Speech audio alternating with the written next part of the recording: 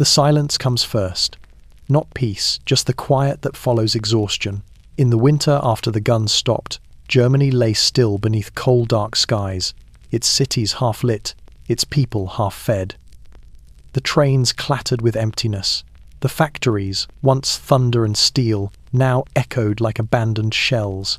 In the streets, men who had worn uniforms only months before lined up for bread, their medals tucked away like forgotten promises.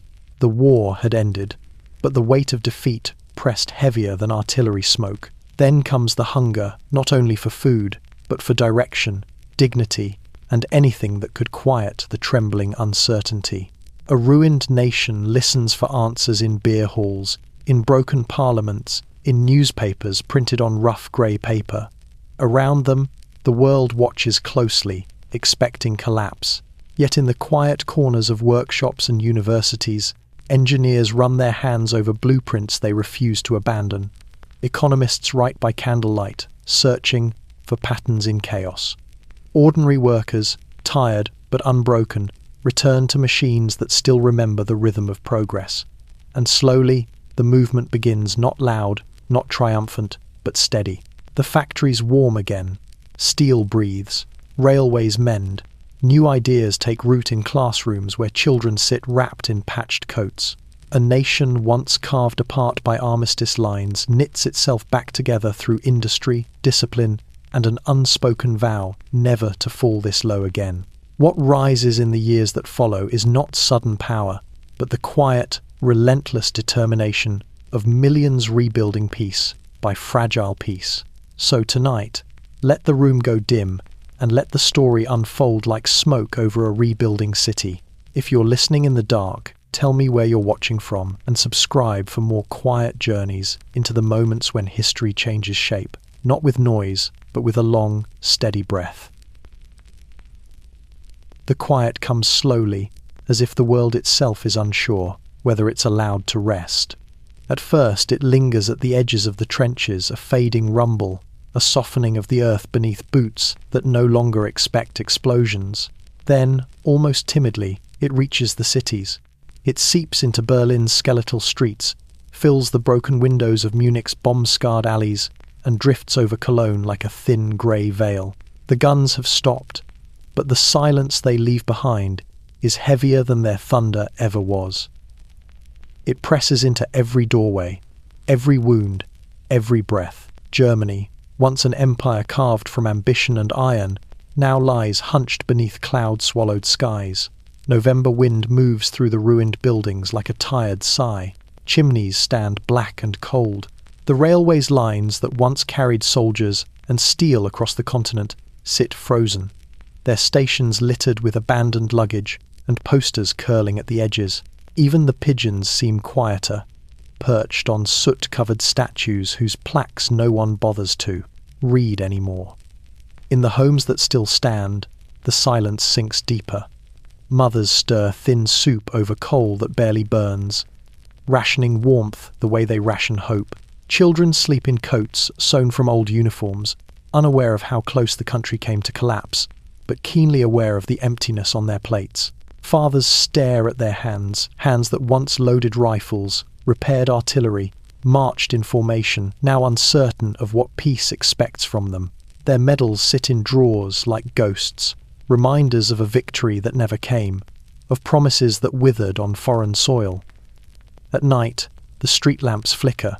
Some never light at all. Shadows stretch long across cobblestones, swallowing the places where parades once marched. The war is over, yet the memory of it hangs in the air like smoke that refuses to disperse. People speak in low tones, careful and tired, as if afraid their voices might awaken something they've only just managed to bury. Men in threadbare coats gather outside shuttered factories, reading faded notices tacked to locked doors, closed until further notice. Others drift toward beer halls, not for celebration, but for the warmth and the company of those who understand the strange new ache that follows survival. Across the countryside, the quiet touches the farms as well. Fields that fed an army now lie muddy and neglected, the earth turned over too many times by boots and gunfire. Horses, thin but patient, pull creaking carts past villages, lined with broken fences and hollow-eyed veterans.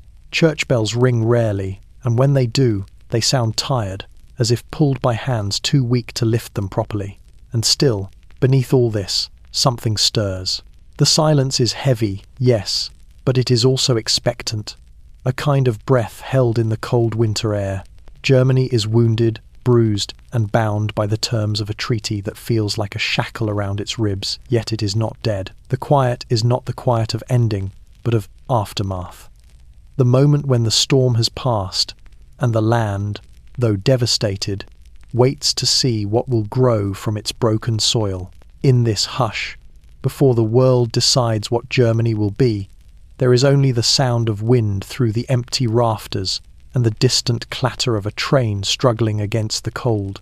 A nation stands still, listening, hurting, remembering, on the first day of a peace that feels nothing like peace at all. This is where the rebuilding begins, not with triumph, but with silence. The mornings come pale now, as if even the sun hesitates to rise over a wounded land.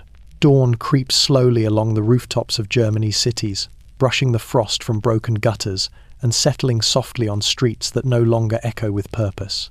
Where once there were markets humming with voices and carts rolling over cobblestones, there is now a strange stillness, a kind of hush that feels almost sacred, almost terrifying. Berlin wakes reluctantly. Its avenues, wide and once triumphant, stretch out like abandoned runways. A thin layer of dust clings to storefront windows left untouched for months. Posters from the wartime years peel back in brittle curls, their slogans faded into meaningless shadows. Streetcars rattle along their tracks with half the seats empty, the clang of wheels sounding too loud in the chilly air. Even the drivers wear the weary expression of men who have forgotten what a full city feels like. Factories loom over these streets like sleeping giants. There, smokestacks, once fierce and proud, stand bare against the winter sky. Inside, long rows of machines sit cold and unmoving, gears stiff, belts snapped, oil turning to sludge in their joints. These halls once vibrated with the heartbeat of an empire, rivets hammered in rhythm, sparks flying like fireflies, steel bending beneath confident hands. Now the silence in these places is haunting, broken only by the occasional drip of condensation or the scurrying of a rat weaving through the shadows. Workers gather at the gates each morning, out of habit rather than hope. They stand with lunch pails they know they will not open, waiting for foremen who do not come. Some lean against the fence, staring at the silent machinery through rusted bars as if watching a dying friend. Others warm their hands over tiny fires lit in discarded tins, sharing stories of better seasons as the cold slowly bites through their coats. The factories gave them identity. Their closure steals more than wages it, takes the rhythm of their lives. In the rural towns, the emptiness takes on another shape. Trains pass through stations without stopping, their carriages echoing faintly with the rattle of loose boards. Station masters sweep platforms already clean, as if pretending that routine can anchor the world from drifting further into uncertainty. Postmen walk their routes with bags that grow lighter each week, the letters fewer, the news less hopeful. Children watch them from doorways, clutching wool blankets as though the fabric might shield them from the creeping unease that settles over their families. The soldiers who returned from the front move through these streets like shadows. Some limp on splintered crutches, others wear bandages wrapped tight over wounds that never healed cleanly. A few sit on street corners with tin cups, their eyes distant, their uniforms patched too many times to resemble anything but memory. They speak little, but when they do, their stories drift into the cold. Air like smoke fragments of trenches, distant artillery, nights spent waiting for dawn that might not come. And yet, beneath the emptiness, life refuses to surrender. Bakers rise before sunrise, their ovens warming the frostbitten mornings. The smell of bread, faint but real, slips through alleys like a promise. Children chalk shapes on the sidewalks, their laughter hesitant but bright. Shopkeepers sweep their thresholds, even if only 5 customers will pass that day. Human beings, stubborn and fragile, carve small rituals into the emptiness, reminding themselves that the world has not fully ended. Still, Every night, when the lamps are lit and windows glow faintly against the dark, the emptiness returns. Footsteps echo down long boulevards where crowds once surged. Church bells ring into streets that do not answer. Wind curls around statues of old emperors and fallen generals, carrying whispers the city tries not to hear. Germany is awake, but only just. Its streets wait, silent, expectant for the moment when purpose and movement will return. For now, the nation breathes slowly, carefully, as if afraid that anything louder than a whisper might shatter what little remains. The empty streets are not a sign of death, but of pause, the long inhale, before history exhales again. The ink dries before the wounds do. When the treaty is signed in a gilded hall far from the mud of the trenches, its clauses fall over Germany like a winter too heavy for the branches that must bear it. News of its terms spreads slowly at first, carried by newspapers printed on thin paper, whispered in cafes, muttered at factory gates, but once the meaning becomes clear, the weight settles across the nation with the cold finality of stone. The people read the words over morning coffee that has grown weak with rationing. They scan the lists of reparations, territories lost, industries stripped, armies dismantled. Each line feels like a blow softened only by disbelief. Mothers sit at kitchen tables tracing the borders that have been redrawn, their fingers shaking not from cold but from the realization that their sons fought for a country now carved apart by foreign hands. Fathers fold the paper neatly and set it aside, not out of acceptance, but because reading it again will not change what has been taken. In the cafes of Berlin, men gather around tables cluttered with chipped cups, talking in low tones beneath the stale haze of cigarette smoke. The treaty, they say, demands payment beyond measure: gold, coal, grain, dignity. One man folds the newspaper into a tight square and presses it flat with his palm, as though he could crush the weight of it by force. Another stares at the headlines with empty eyes, his mind drifting back to the front, where he watched comrades fall for a future that now feels stolen. The soldiers feel it first. Disbanded units return to barracks only to be told to remove their uniforms. Medals are tucked away, regiments dissolved, proud standards folded into boxes that no one will open again. The once proud army, reduced to a fraction of its size, watches foreign inspectors walk through its camps as if touring ruins. Horses graze quietly in fields where artillery once stood, and young men, accustomed to command, now stand idle, their futures stripped down to uncertainty. The officers, those who remained, try to maintain a hint of order. They gather recruits in small groups and teach them drills with wooden rifles, their voices steady but their hearts sinking. They know these gestures are symbolic, almost ceremonial, a way to keep pride from collapsing entirely. But they perform them anyway, because tradition can be a rope to cling to when the ground beneath you has shifted. Across the industrial valleys, the weight of the treaty presses hardest.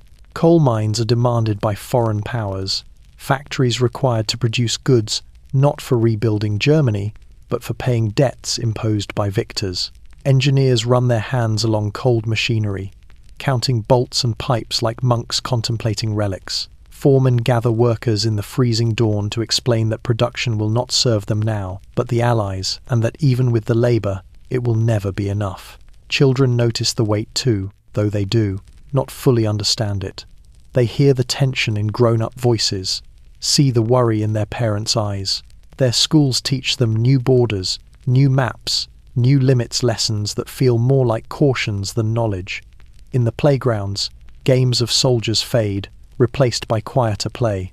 Even their laughter carries a softer tone, as if cautious not to disturb the fragile air. But the heaviest burden is carried in the national heart, a mix of humiliation, resentment, and fear. A sense that the world has bound Germany in chains made of clauses and signatures. Some accept the treaty as unavoidable, others reject it fiercely. But none can escape the feeling that the defeat has followed them home, settling into their homes, their workplaces, their very breath. In this heavy silence, the future bends under the weight. Yet beneath it, something else begins to stir, not rebellion, not defiance, but a deep, slow determination. It grows quietly, like a seed pressed beneath frost. The treaty may weigh upon the nation, but it cannot keep Germany from listening to the faint rhythm stirring beneath the rubble, the first pulse of a recovery the world does not yet see. For now, though, the weight remains cold, heavy, and absolute as Germany learns to stand again under a sky that seems suddenly too vast. Winter does not ask permission. It moves across Germany with a quiet cruelty, settling into every gap left by the war. Frost crawls over shattered bricks, gathers in the corners of broken window frames, clings to the iron rails that no trains will glide over today. The cold becomes a second occupation, invisible, unquestioned, and merciless. Families wake before dawn because the darkness is no warmer than the light. In tenements built for workers who no longer have work, the mornings begin with the ritual of gathering what little fuel remains. Splintered crates, bits of old chairs, twigs scavenged from parks where trees have been stripped nearly bare. Even the children know the routine. Anything that burns is worth saving. A fire, no matter how small, is a form of hope. Inside these dim rooms, pots sit over weak flames, their steam rising thin and hesitant. Soup made from cabbage leaves and boiled water. Bread stretched with fillers that give it weight but not nourishment. Mothers, cup bowls in their hands, warming their fingers before passing the contents to their children. They say little, but their silence is heavy with calculation. How many days left until ration cards reset?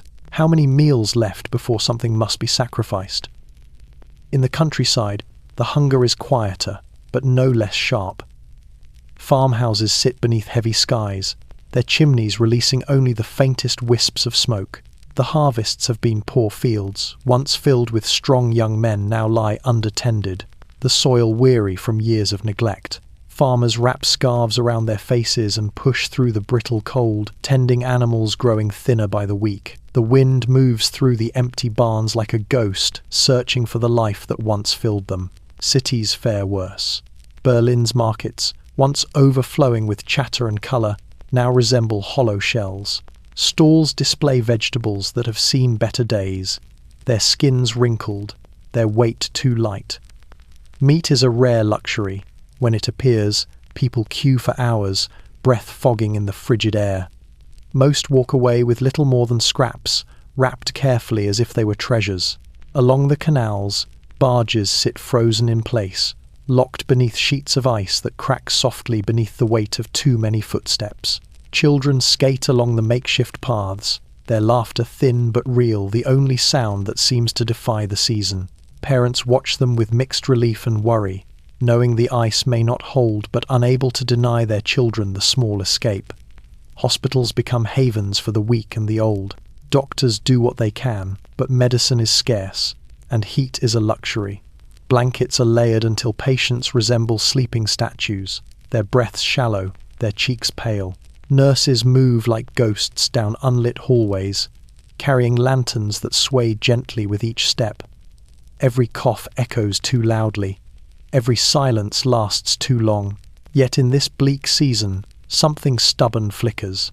Perhaps it is the same spark that kept families alive during bombardments, the same quiet strength that pushed soldiers through trenches filled with mud and wire.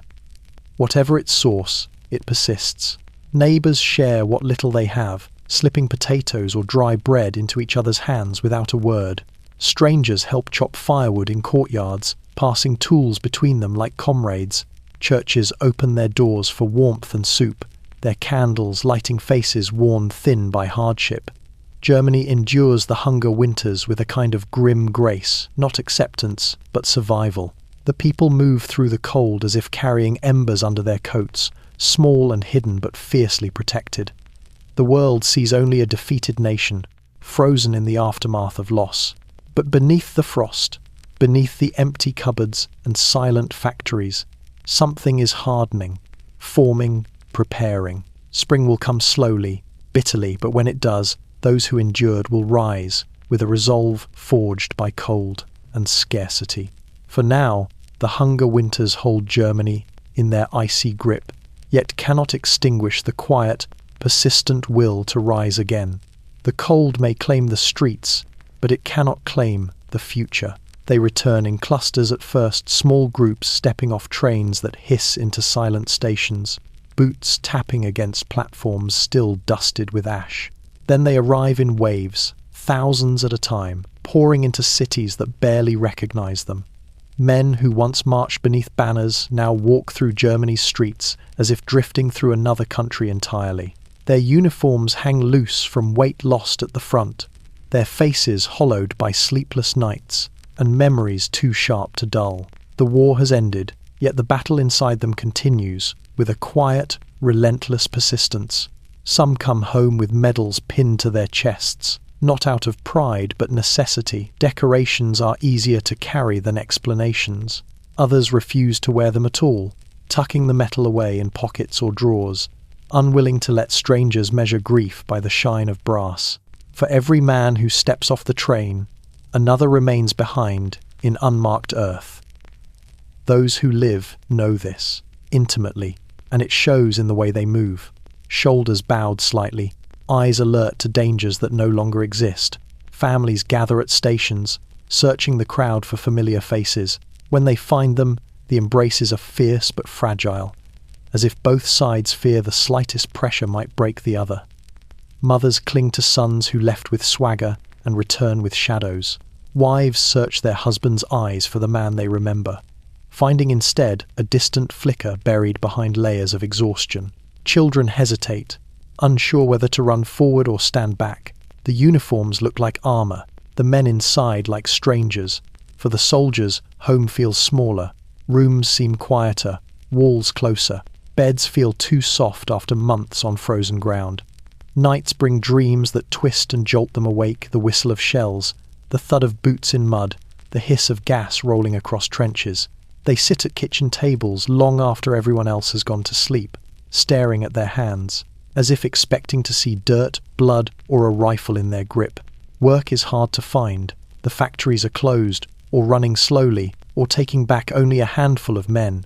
Soldiers form lines outside employment offices, standing shoulder to shoulder with former comrades, their coats pulled tight against the wind. Each time a job is posted, the line tightens. Hearts lift, then sink as only a few names are called. The rest disperse into the cold, their footsteps scattering like loose gravel across the pavement. Many gather in beer halls, drawn to the warmth and the companionship of men who shared the same mud, the same fear, the same hunger. They sit around wooden tables, their mugs held loosely in their hands, talking in low voices that never fully rise above whispers. They speak of battles with a strange detachment, as if reciting someone else's story. Laughter, when it comes, is brittle. Silence comes more easily. Others join Freikorps units, small paramilitary groups built from fragments of regiments no longer allowed to exist. They drill in abandoned fields, practice maneuvers in the forests, keep rifles hidden beneath floorboards. They claim they are defending the nation from chaos, from revolution, from collapse. But perhaps they are simply clinging to the only identity they understand. Structure is a comfort. Orders drown out memories. Discipline keeps the mind from wandering into darker places. The government watches all this with unease. Foreign inspectors move through barracks and armories, policing the limits imposed by the treaty. They see the surface, the quiet compliance, but not the undercurrents. Not the restlessness building in the hearts of veterans who feel betrayed by a world that ended the war with signatures instead of victories. And yet, beneath the weariness, something else stirs, a yearning to belong, to rebuild, to be useful again. These soldiers, lost and wandering, carry with them the discipline and resilience forged in trenches. They do not yet know it, but they will shape the future of their country in ways neither they nor the world can foresee. For now they walk the empty streets as men caught between two worlds. No longer warriors, not yet citizens. The quiet around them presses like fog, but inside their chests the embers of purpose wait dim, patient, unextinguished. Germany's army has been dismantled, but its soldiers remain. And in their stillness, a storm begins to form. The factories wake before the nation does. Not with noise, those days are gone, but with presence. Great iron shapes loom in the twilight like slumbering beasts, their shadows stretching across floors littered with dust and scraps. The air inside is cold enough to sting the lungs, yet the workers who slip through the doors at dawn breathe it in as if returning to something sacred. They come quietly, these men and women who once fed the engines of an empire. Their footsteps echo in the cavernous halls, each step stirring a faint whisper of the life that used to thrash here. Rows of machines stand stiff and silent, belts slack, gears frozen mid-motion, as if time itself has paused. Yet there is a strange comfort in their presence, the familiar shapes, the familiar smells of oil and iron, even as both lie dormant. For many, this is the only place where the weight of defeat feels momentarily lighter. Engineers arrive, bundled in scarves and long coats, their hands chapped, their faces worn from hunger and sleeplessness. They carry notebooks filled with sketches and calculations, pages stained with coal dust and hope. They move between machines like physicians checking patients, touching metal with a quiet tenderness, as though listening for a pulse beneath the cold steel. The factory owners no longer promise wages.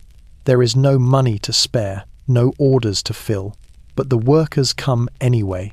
They come because the machines represent something the treaty cannot touch: knowledge, skill, pride.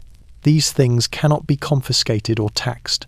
They persist in the minds of those who remember how to weld, forge, rivet, assemble. The men gather around engines they once built for rail cars, for mining equipment, for ships that carried goods across oceans now closed to them. They stand in circles, murmuring ideas to one another about repairs, about improvements, about the future.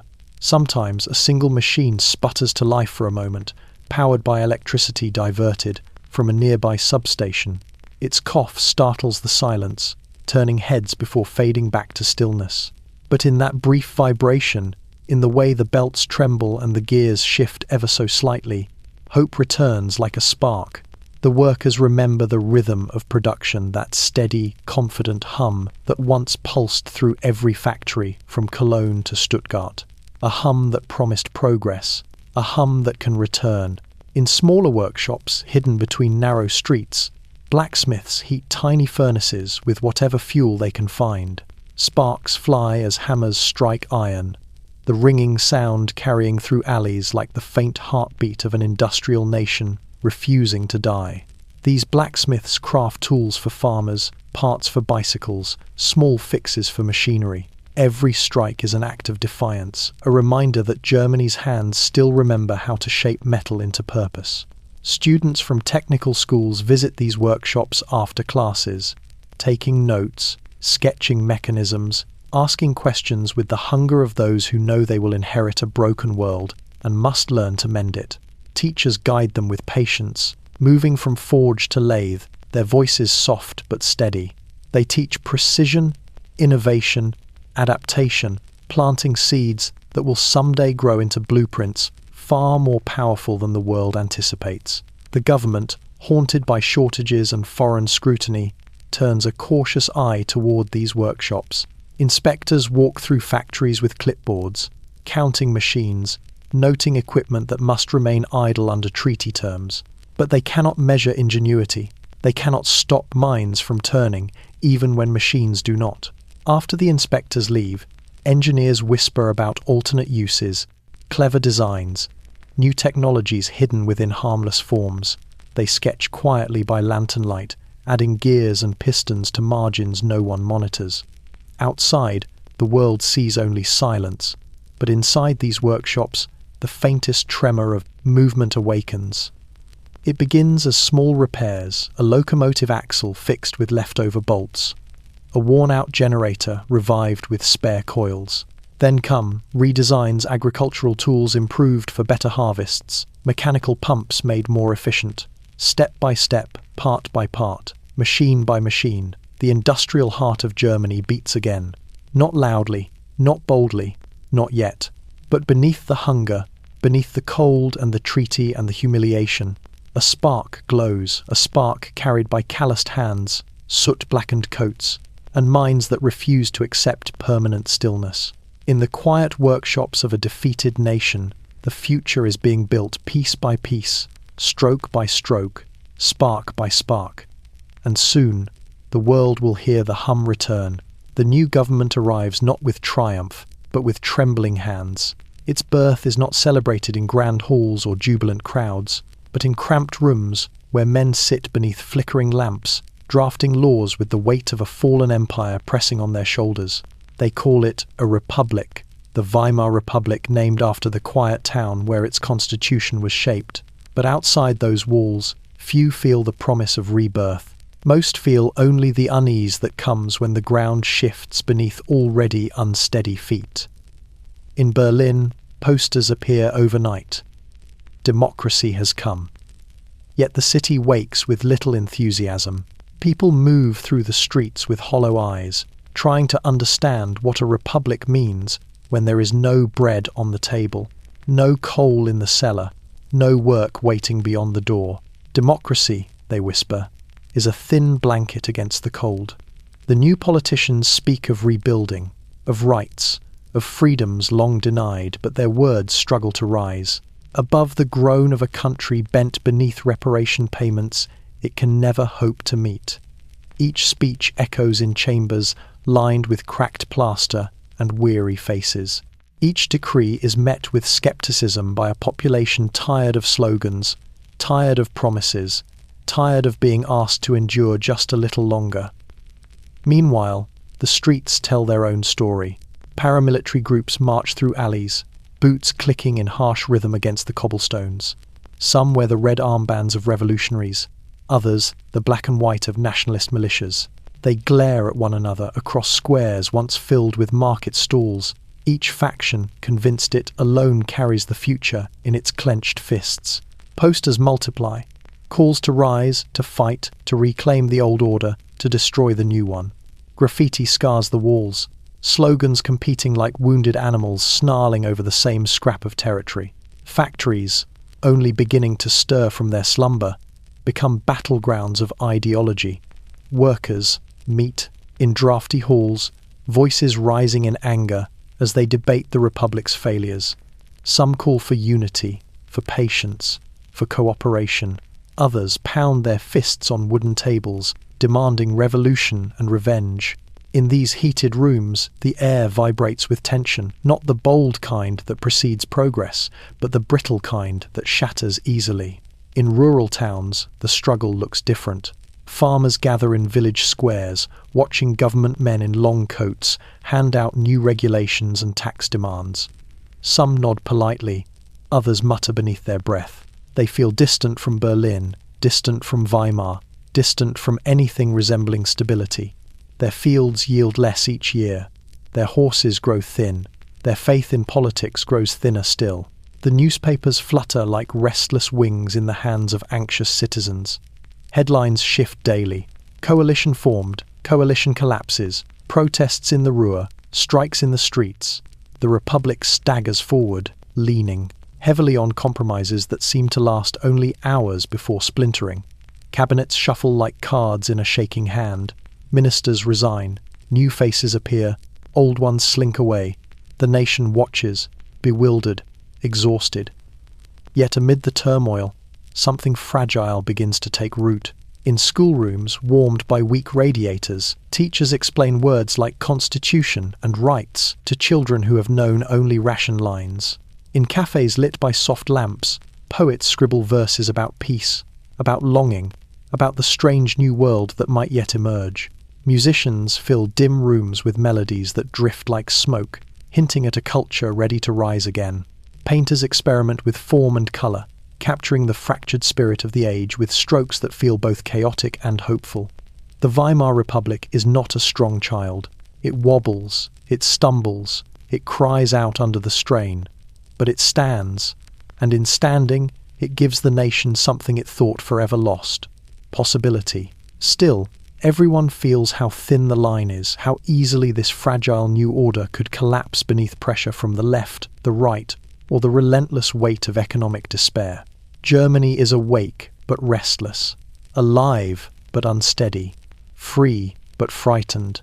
The struggle has only begun, and in its tension, in its chaos, in its flickering light, the seeds of an unexpected rise begin to settle in the cracks of a broken nation. It begins quietly, almost invisibly the way storms often do. A few coins lose a sliver of their worth. A loaf of bread costs a little more than it did the week before. A tram ticket rises by a single pfennig. People grumble, shake their heads, shrug it off. After all, what is one coin in a world already battered by war? But storms gather in small tremors, and this one grows with every sunrise. Soon, the numbers shift faster. Prices printed in morning newspapers are outdated by afternoon. Shopkeepers reach for chalkboards instead of ledgers, erasing, rewriting, erasing again.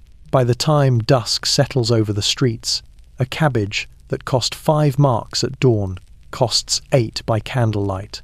The storm is no longer quiet. It whispers through markets, claws at dinner tables, gnaws at the edges of every household budget. The people of Germany watch their savings dissolve like frost on a warm window. Pensioners, who once held envelopes of neatly saved banknotes, now stare in disbelief as those notes become little more than colourful scraps. What once paid a month's rent now pays for a single crust of bread. Men who fought in trenches, who endured hunger and cold for the nation, now sell family heirlooms in the squares, their medals tarnished not by time but by necessity. Children run through the streets carrying bundles of money tied with twine, absurd armfuls of bills printed so quickly the ink smudges at their touch. They laugh at the stacks, unaware of the tragedy their play represents. Their parents watch them with hollow eyes. When a child can carry 1,000,000 marks in both hands and still not afford an egg, the storm is no longer coming. It is here. In the bakeries, lines form before dawn. Mothers clutch baskets to their chests, praying the bread will not run out before they reach the front. Some bring wheelbarrows of money, pushing them over cobblestones slick with frost. The sight becomes common wheelbarrows, filled not with coal or vegetables, but with bills not worth the wood that carries them. When thieves strike, they sometimes steal the wheelbarrow and leave the money behind. Factories struggle too. Wages are raised daily, sometimes hourly, yet they lag far behind the rising prices. Workers race from their shifts to spend their pay before it loses value. They buy food, fuel, clothes, anything tangible because money has become a vanishing thing, disappearing the moment it is earned. The factory sirens, once proud and steady, now sound strained, as if even they understand that the world around them is unraveling. In government offices, officials sweat beneath dim lamps, printing new denominations faster than they can sign them. Thousands, millions, billions numbers that once belonged to astronomers now appear in ordinary pockets. But the government cannot stop the spiral. It is like trying to hold back a river with cupped hands. Every attempt slips through the fingers. And yet, amid the panic, a strange, muted resilience holds. Neighbours share food when they can, slipping potatoes or onions into waiting hands.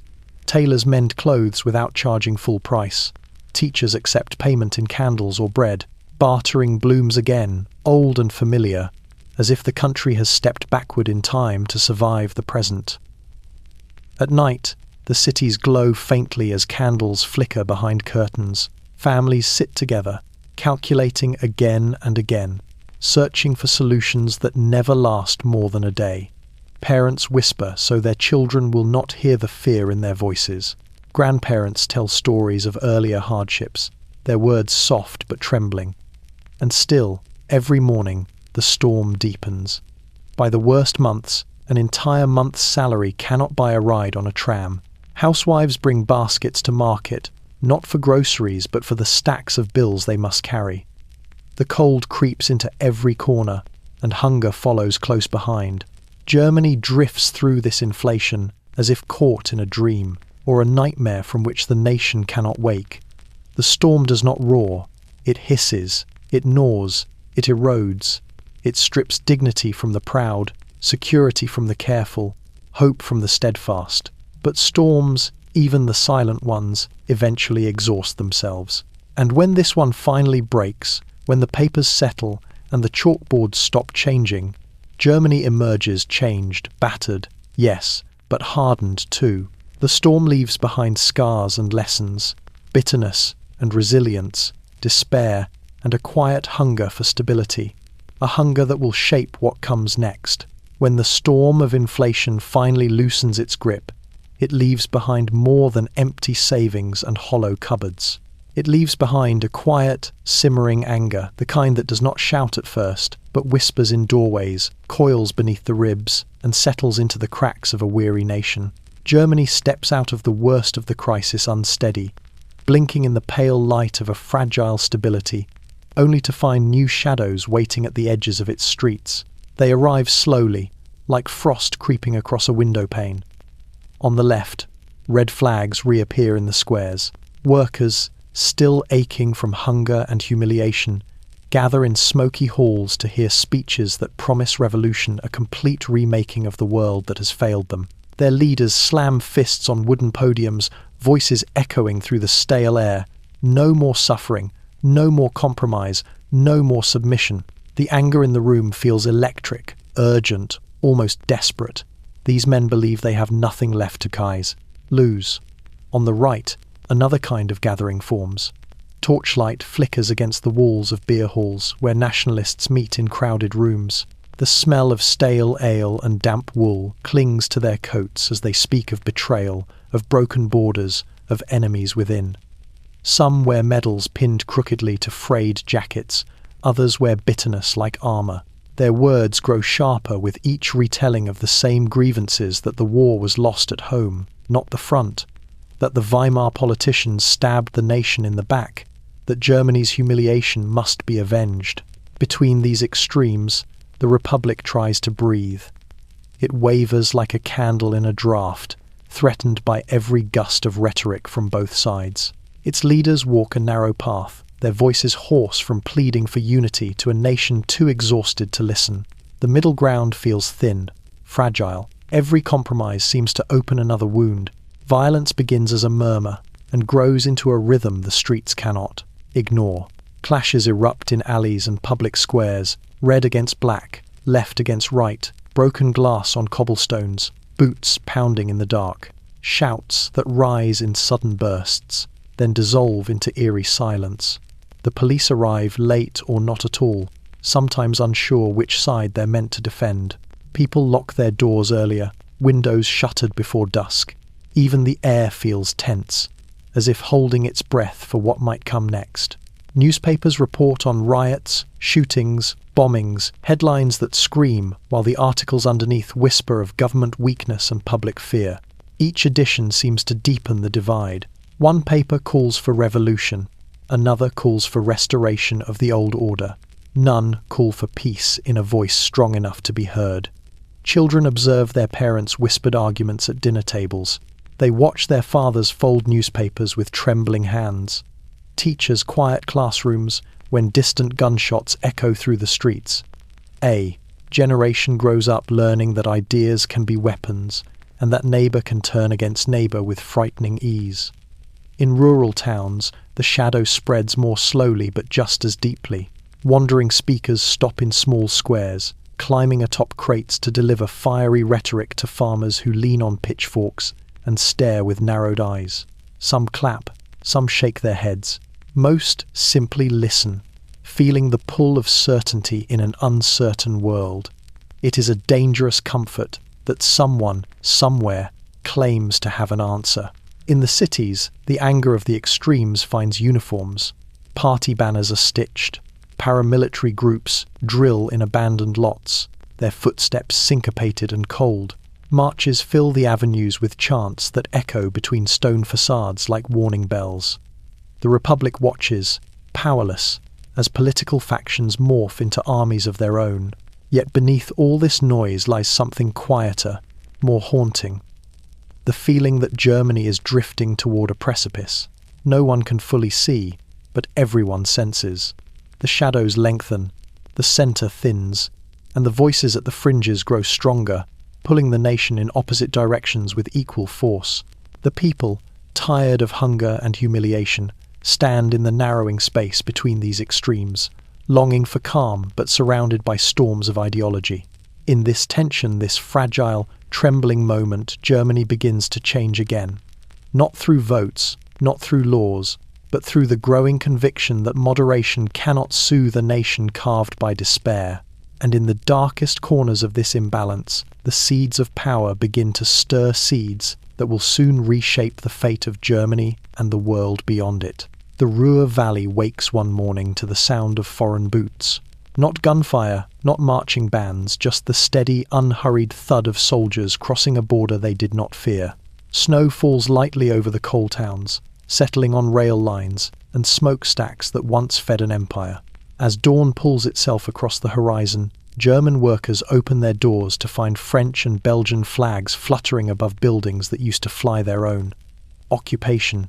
The word spreads slowly at first, carried on the breath of startled miners and railwaymen who watch columns of troops snake through the winding industrial roads.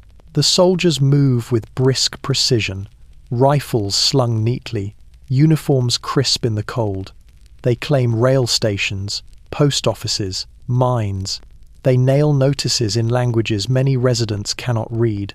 They unload crates and set up offices in factories still groaning from the weight of inflation.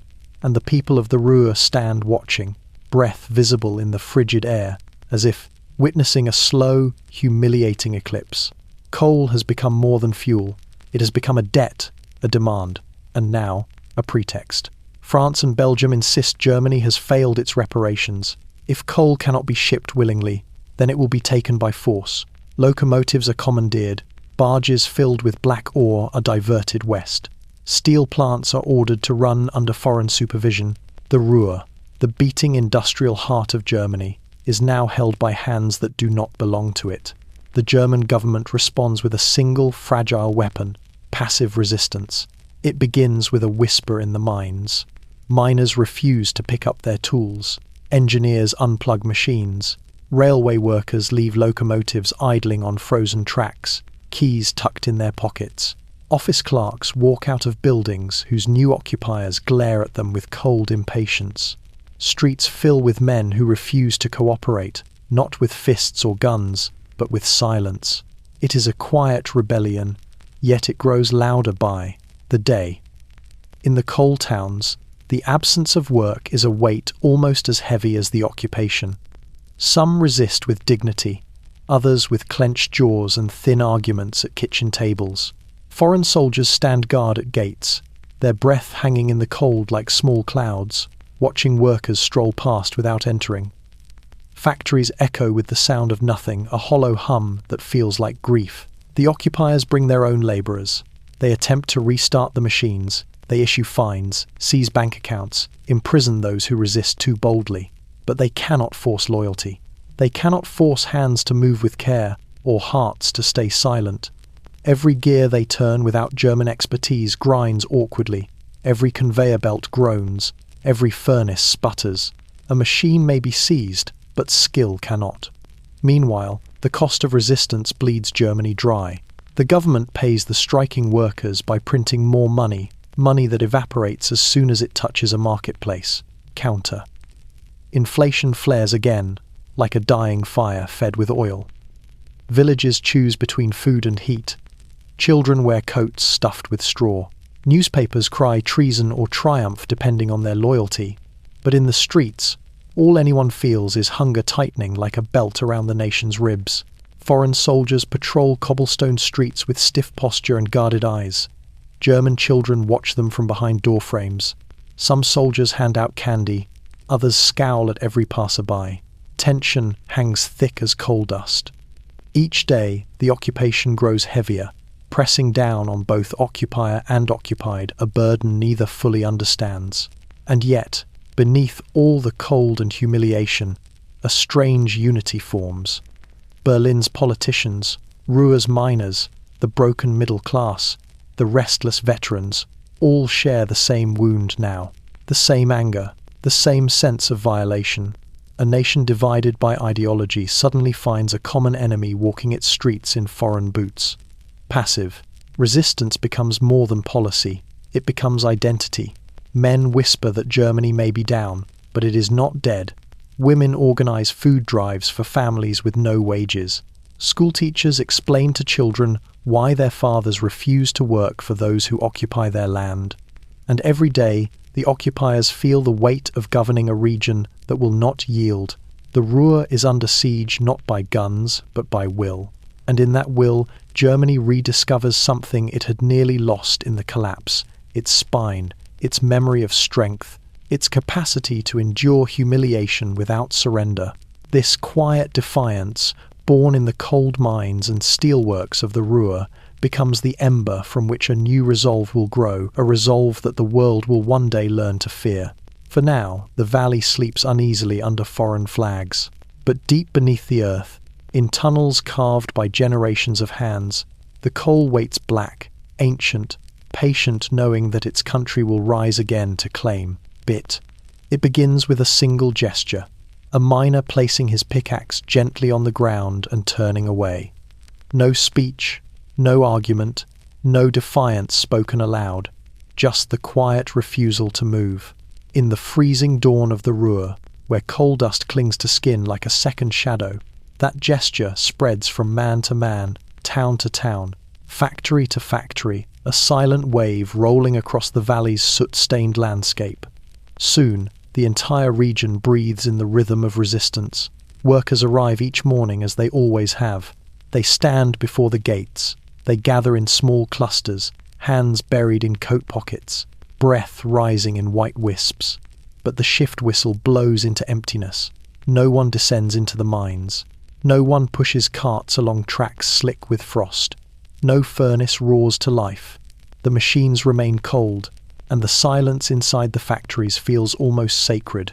When the foreign soldiers arrive, boots crunching over gravel, rifles glinting in the pale winter light, they expect confrontation. They expect shouts. They expect anger. Instead, they find a stillness they cannot penetrate. The workers simply remain where they are, their faces calm but resolute. It is not surrender. It is something heavier, something harder to break. Passive resistance. A weapon that looks like nothing, yet weighs more than any rifle. The occupiers try to force cooperation. They confiscate wages. They issue fines. They arrest foremen and slap notices onto steel doors. They march engineers at gunpoint to machines they once operated with pride. But when a man refuses to turn a lever, no rifle can make his hands move with skill. When a woman refuses to load coal into a furnace, no punishment can make the fire catch. Foreign labourers are brought in, but the Ruhr's industrial labyrinth is not kind to outsiders. Miners from other lands slip on narrow ladders, struggle to read German markings, misjudge the tension of cables grown old with use. Engineers from across the border study blueprints with furrowed brows, missing the subtle tricks learned over generations. Machines work, but poorly. Rail lines run, but slow. Production continues, but limps. The valley resists with every fault, every jammed gear, every misaligned beam. At home, the resistance becomes a daily ritual. Families gather around kitchen tables lit by weak candles, reading the latest government proclamations urging them to hold firm. Mothers divide meagre rations among their children, trying to stretch them for another day, another week, another month of struggle. Men return from the factory gates with empty lunch tins but their dignity intact. The hunger is sharp, but the resolve is sharper. Communities form networks of survival. Churches open their basements for soup kitchens. Bakers secretly sell bread at half price to families who have gone weeks without wages. Neighbours swap goods in whispered trades, coal for potatoes, boots for blankets, a wool scarf for a bottle of lamp oil. It is a fragile system, but it holds, bound not by law but by shared suffering. The government in Berlin pays the striking workers with money printed at a desperate pace, knowing the cost but choosing resistance over submission. Inflation roars again, devouring what little stability remained. Yet the workers endure. They endure because their refusal has become more than protest. It is identity. It is pride. It is the last thread of sovereignty left to a nation carved apart. The foreign soldiers grow frustrated. Their patrols become more rigid, their orders sharper, their suspicion deeper. They watch faces instead of streets, searching for the cracks that might reveal weakness. But the Ruhr's people, bowed by hunger but not broken, stand with the kind of stillness that unnerves those who expect fear. There are moments of tension, a shove, a scuffle, a gun raised in panic, but the resistance holds its shape. It does not ignite into violence. That restraint, paradoxically, becomes its power. Violence can be crushed, hatred can be jailed, but silence? Silence spreads like smoke, slipping through fingers, refusing to dissipate. Months pass. The occupation strains the occupiers more than the occupied. Costs rise, supplies dwindle, the mines fail to produce, the coal demanded, international pressure mounts.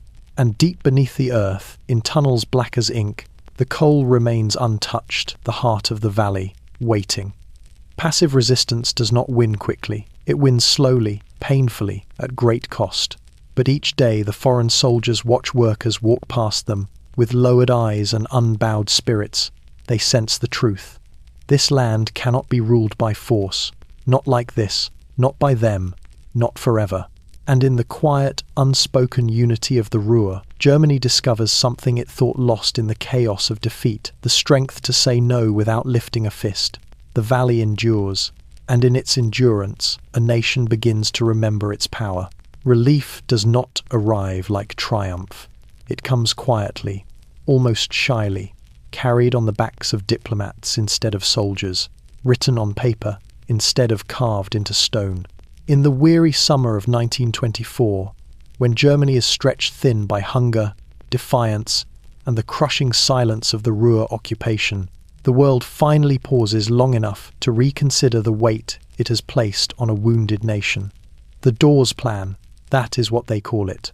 Not salvation, not forgiveness, just a plan. A foreign solution for a crisis that has hollowed out German families, emptied pantries, swollen the price of bread to impossible heights. Yet when the first whispers of it reach Berlin, the city seems to exhale for the first time in months. Not hope, but the space where hope might one day live. In government buildings, officials gather around long tables littered with documents. The lamps flicker, casting golden circles over worried faces as they study the terms. The reparations will not vanish, but they will be tamed, structured, softened, stretched over years instead of crushing months. Loans will flow from America, dollars that carry the strange scent of possibility. Railroads will be reorganized, industry stabilized. The inflation storm still swirling in pockets of the country will finally be forced to calm. They argue, they sweat, they compromise, but beneath it all runs a current of exhausted relief. Germany, brought to its knees, is offered a hand, cautious, conditional, but steady. When word spreads through the Ruhr, the news moves like a slow, warm wind through a valley that has forgotten the feel of gentleness. Miners hear it first, whispered among the posters nailed to lampposts by occupation soldiers. Then shopkeepers murmur it to customers who come to buy stale bread with money that still loses value by the hour. Children hear adults speak the name Dawes with an unfamiliar softness, though they do not understand what it means. The workers who have endured months without pay gather in town squares, listening to union leaders explain in careful tones what might come next. Wages will resume. The government will pay again, not with worthless paper, but with something real. The world will help us rebuild. Skepticism lingers, carved deep by suffering, but the ember of belief flickers. Then the banks begin to stir. New notes appear, crisp and clean, printed with deliberate strength. They carry stability in their weight, their texture, their promise. For the first time in what feels like forever, a family can save a single note and trust that tomorrow it will still be worth something. Housewives smooth the bills gently, almost reverently, as if afraid they might vanish like the old currency. Merchants rewrite their chalkboard prices with steady hands. Children watch with wide eyes as their parents count coins without the panic of a clock ticking behind their calculations. Across the Atlantic, American financiers and experts sail to Germany, stepping into factories whose machines groaned with neglect for years. They survey furnaces, examine railway lines, trace their fingers along the rails that connect cities still scarred by war and siege. They talk of investment and modernization, their voices drifting over the workers who stand in the background, silent but attentive. For the first time in a long while, visitors come not to seize, but to assist. And slowly, so slowly, It almost goes unnoticed. The Ruhr begins to breathe again. The occupying soldiers are the last to sense the change. They see miners returning to the shafts, engineers dusting off blueprints, locomotives groaning back to life on frozen rails. They feel their own presence becoming unnecessary, unwelcome, unsustainable. The valley, once subdued by silence, hums faintly once more. Berlin feels it too. Factories light their furnaces. Streetcars run more reliably. Shops expand their shelves. Children return to D-school with lunches that look fuller than before. But beneath every improvement lies a deeper truth. The Dawes Plan is not charity. It is leverage, a lifeline tied tightly at both ends. Germany rises again, but under watchful eyes. Still, the people embrace the moment because it is a reprieve, a breath in the long suffocation of defeat.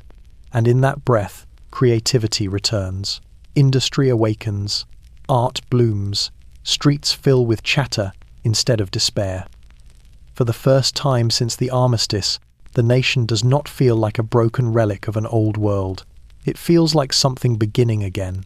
The Dawes relief becomes the quiet turning point, the moment when Germany steps out from beneath the crushing weight of war debt and begins, however cautiously, to rebuild its spine, its pride, and its future. What rises in the years that follow will start here, in this breath of borrowed calm. The first sign of recovery is not loud. It does not arrive in the roar of engines or the clang of steel. It comes instead as a faint tremor, a soft hum that slips through the industrial valleys at dawn, too subtle for most to hear.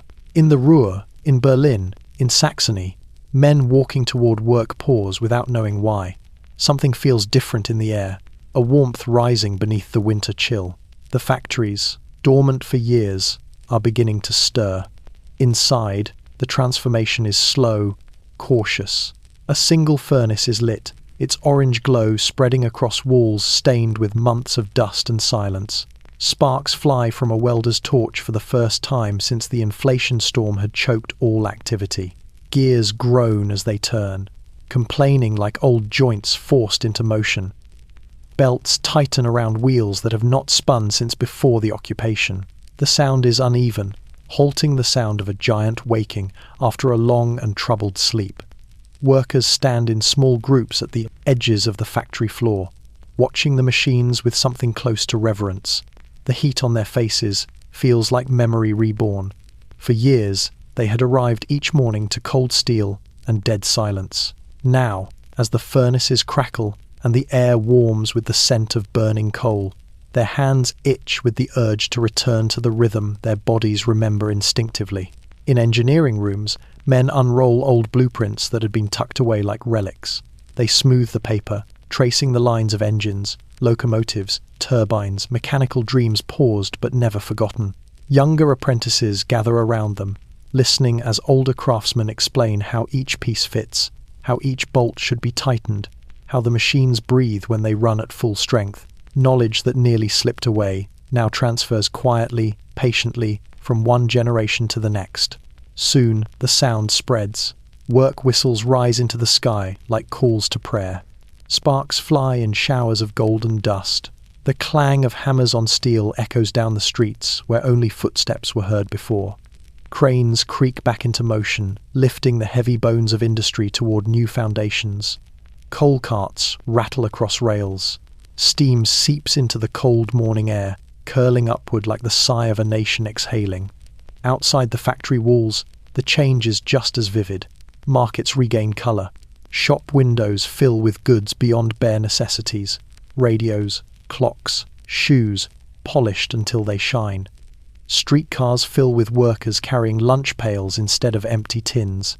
Children walk to school in warm coats, their parents' wages finally enough to afford fabric that lasts through winter.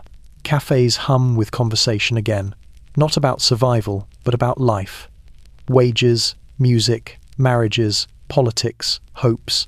In the evenings, lights flicker across entire neighborhoods, not just scattered apartments. Electricity runs smoother as utility companies rebuild their networks.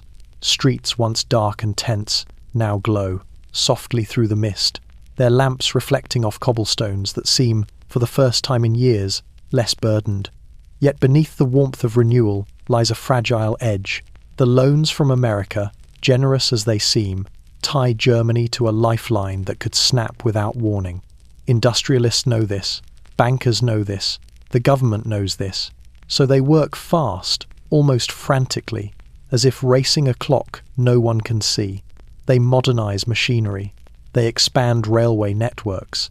They build new factories with steel frames and wide windows, letting the sunlight spill across assembly lines like a blessing. Every improvement is a step away from the humiliation of the post-war years and a step towards something more powerful. Still, the revival does not erase the scars. The widows who lost husbands in the trenches now sew uniforms for factory guards. The veterans missing limbs operate lathes with one hand. The families that burned furniture during the hunger winters now gather around, stoves fed with coal they can finally afford. Everyone remembers the silence of the factories. Everyone knows it could return. But for now, the furnaces burn. The machines turn. The factories breathe again. And in their renewed heartbeat, Germany senses a truth that feels both comforting and dangerous. It can rise. It can rebuild. It can become strong again. The world, busy with its own concerns, barely notices the sparks flying in the workshops, the locomotives rolling out of the stations, the steel being shaped in the glow of new furnaces. But history notices. History always notices when a sleeping giant begins to move. If recovery has a sound, it is softer than anyone expects, a blend of aching violins in cafe windows, laughter drifting through smoky theatres, the distant pulse of streetcars gliding over rails that no longer groan beneath austerity. In the mid-1920s, Germany awakens to something it did not imagine possible. A moment of calm, of brightness, of breath. A golden hour. It begins with the lights. Cities that once flickered uncertainly in the dark now glow with electric promise. Berlin, especially, shimmers like a restless star. Neon signs stretch across the night, their colours painting reflections in rain-slick streets. People walk beneath them with lifted chins, wool coats buttoned against the evening chill, as if daring the future to challenge this fragile peace. Cafes fill again. Inside, the air is warm with steam from coffee cups and the scent of pastries the country had nearly forgotten. Musicians set their instruments on small raised platforms. Pianos hum beneath, hands that survived the trenches.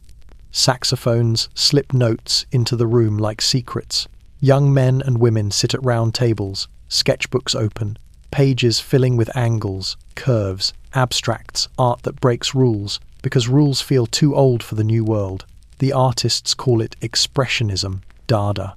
Bauhaus, names that seem strange and sharp to older ears, but ring with possibility to the young. These movements are not just art. They are rebellion, healing, and reinvention braided into colour and form. Painters smear their canvases with shapes that tremble between chaos and meaning. Architects design buildings like clean bones stacked beneath the sky, all glass and steel and straight lines, as if trying to erase the war's jagged scars with clarity. Everywhere, the air buzzes with reinvention. The theatres join in. On their stages, playwrights unveil stories too raw for the old empire, tales of broken soldiers, restless youth, city nights lit by desire, mothers haunted by hunger. Audiences lean forward in the dim, their faces carved by shadow and intrigue. They see themselves reflected, not as heroes or villains, but as people trying desperately to live in a world that keeps shifting beneath their feet. Cinema, still young and flickering, becomes another refuge. Projectors whir softly in darkened halls as black and white images dance across screens. The audiences sit transfixed, losing themselves in stories far removed from ration lines and political turmoil. For the price of a ticket, they enter a dream, even if just for an hour. But perhaps the truest sign of Weimar's fragile brilliance is found in the streets. Women walk with newfound confidence, skirts shorter, hair bobbed, cigarettes held with deliberate defiance of the old world's expectations. They vote, they work, they dance, they lecture in universities that once barred their entry. Their presence reshapes Germany's public life, one step at a time. Men returned from the front find solace in the city's vibrant pulse. Some paint, some write, some simply sit by cafe windows, absorbing the life they thought they would never see again. In clubs hidden behind velvet curtains, they dance until dawn to music that feels like electricity itself. Jazz arrives from across the ocean, a rhythm foreign yet intoxicating, and Germany embraces it like a long-lost heartbeat. Even the economy stabilizes. Wages hold their value. Shops display goods without fear of tomorrow's prices doubling.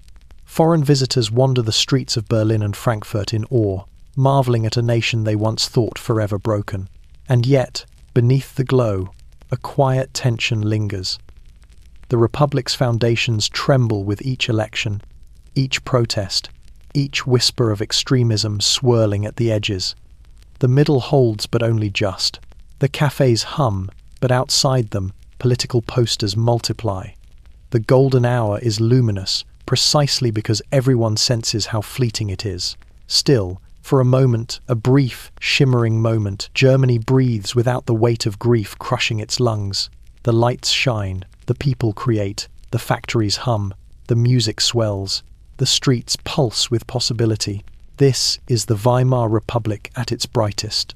A fragile brilliance born from ruin, a golden hour stretched across a wounded nation, a reminder that even in the aftermath of devastation, humanity reaches instinctively for beauty.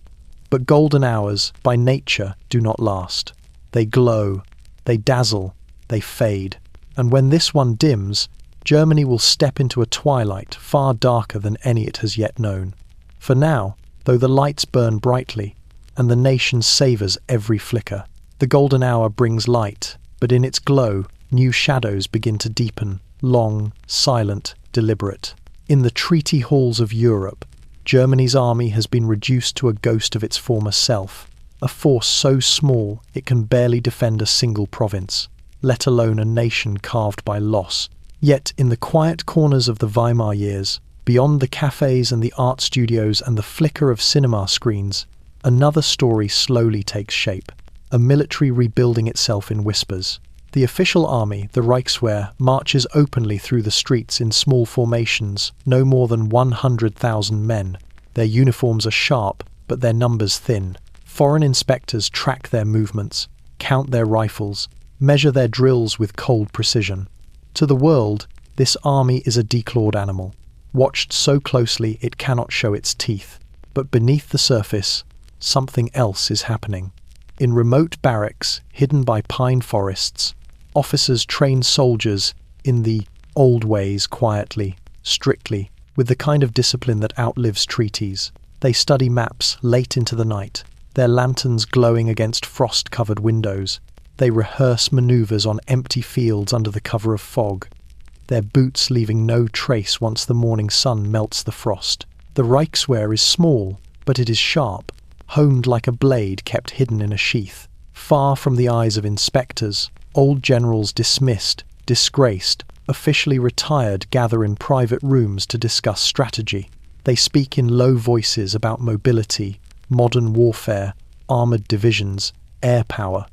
They diagram new models of tanks on scraps of paper, passing them hand to hand like forbidden scripture. These men, forged in the fires of the Great War, believe Germany will one day need strength again. They prepare for that distant day with almost religious devotion. Abroad, arrangements are made in secrecy. In the wide steppes of the Soviet Union, far from prying European eyes, German pilots train alongside Soviet instructors at a hidden airfield.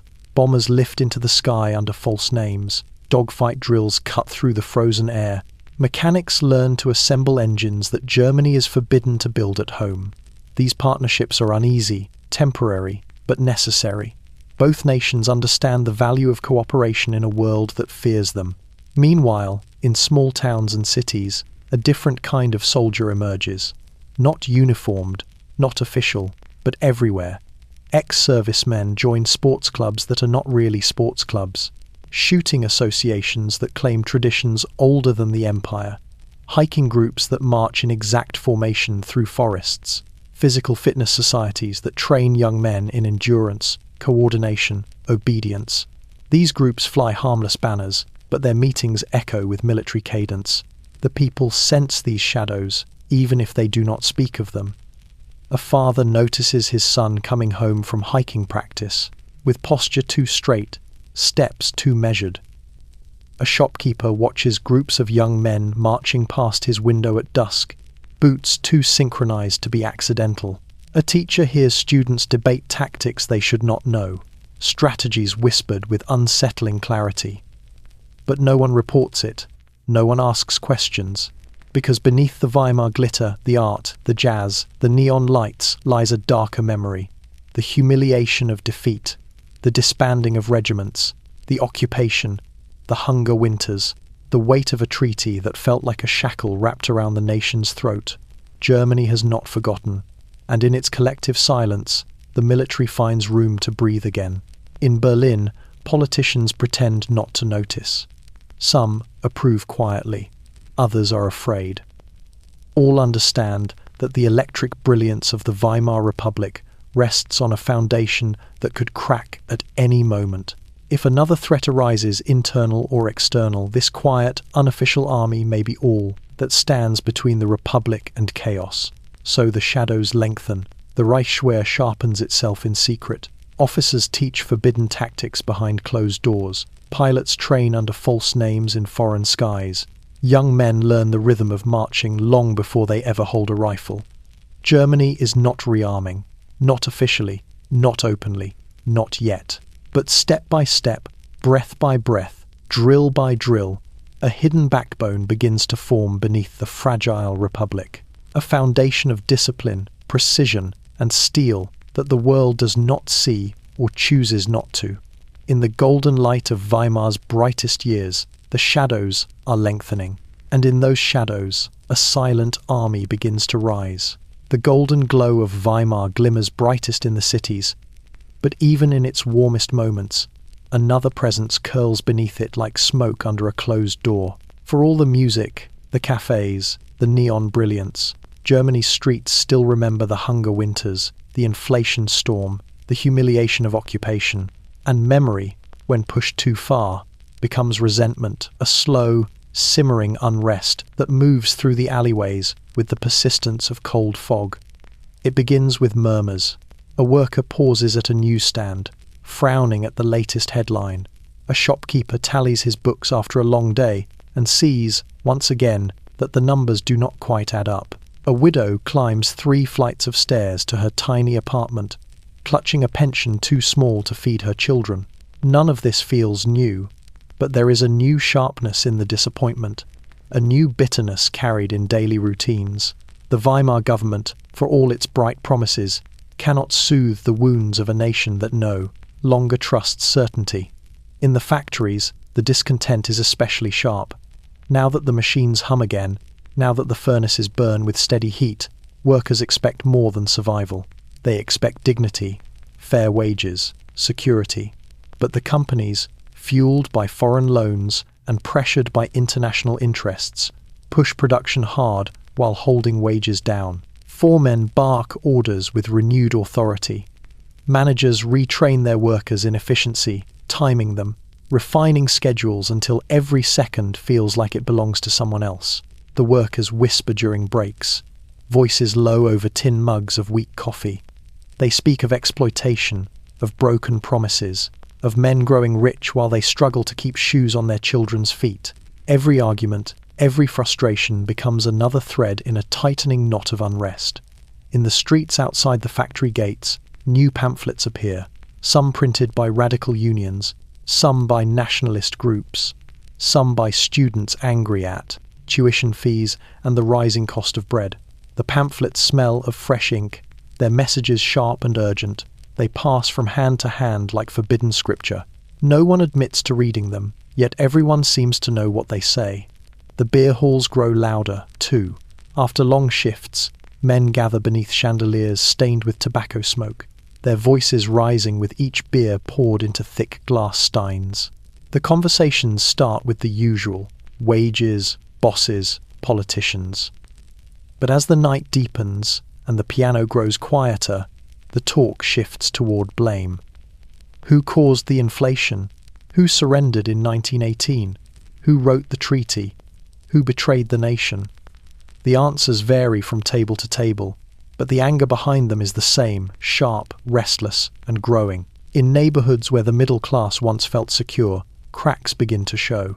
Professors, lawyers, bookkeepers, people who once thrived under the empire now find themselves scrambling as taxes rise, and government instability shakes their livelihoods.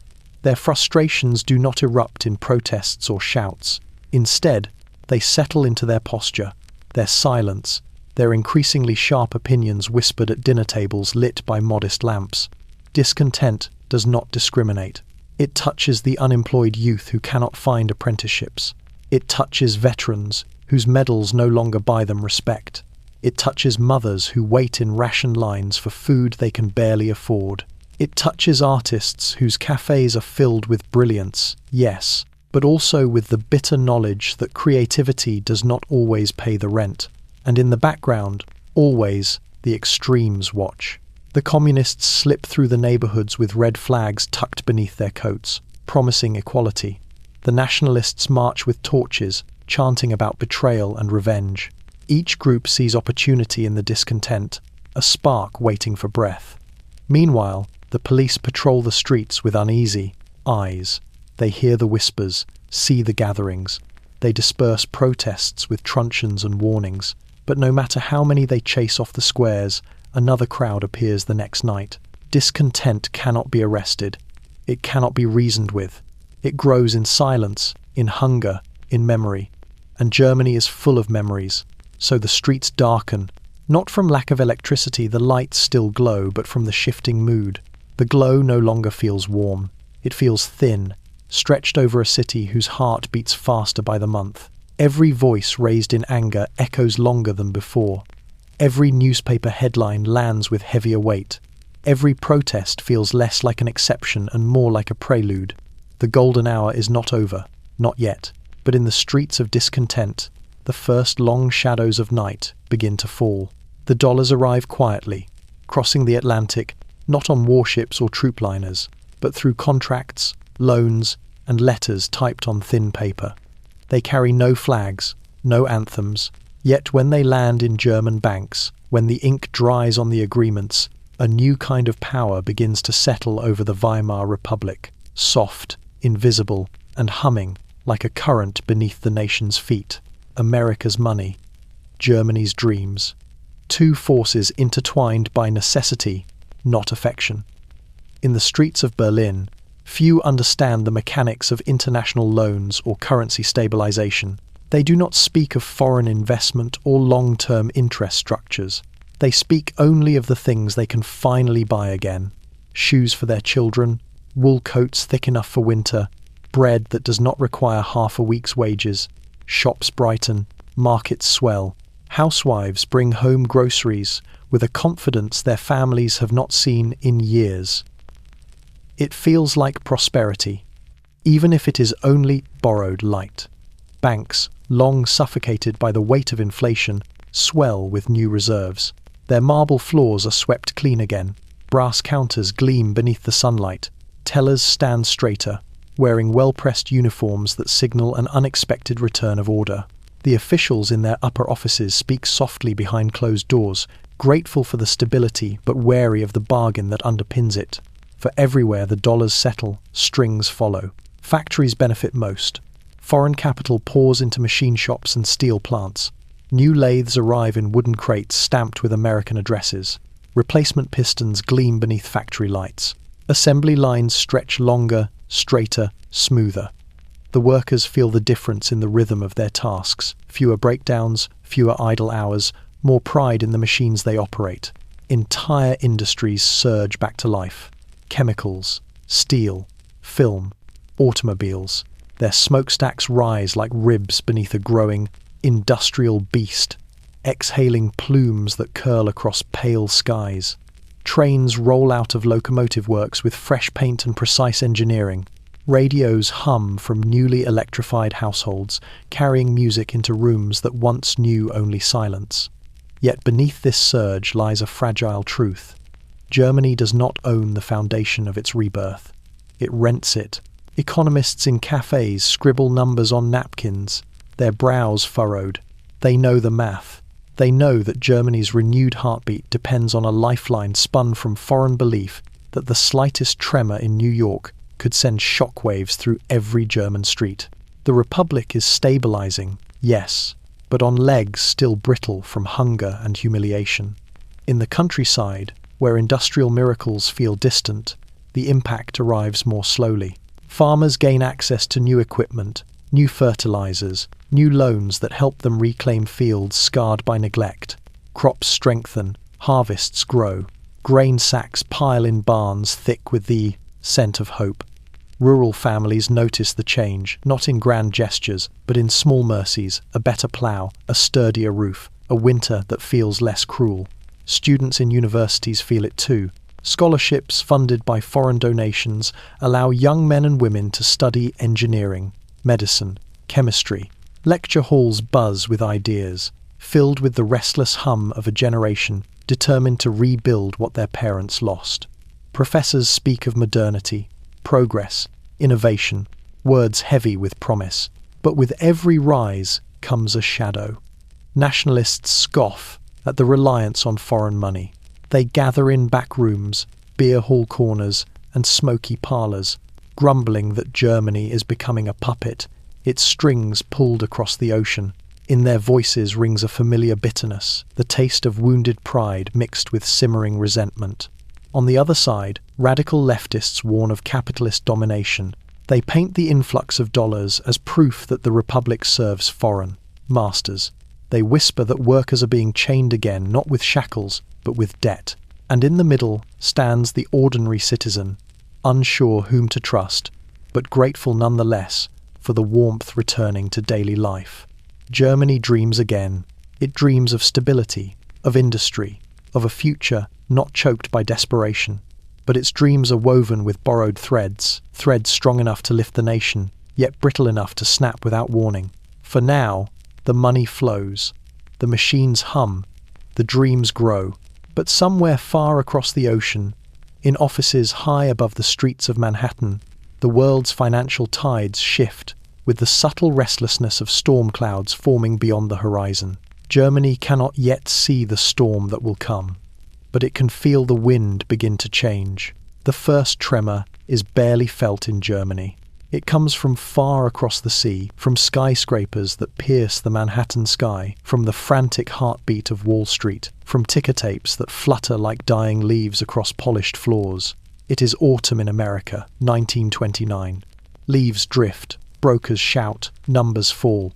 And though the distance is vast, the shock moves with the quiet inevitability of a tide pulling back before a storm. In Germany, the mornings still feel calm. Factories hum, streetcars glide, radios crackle with jazz and news.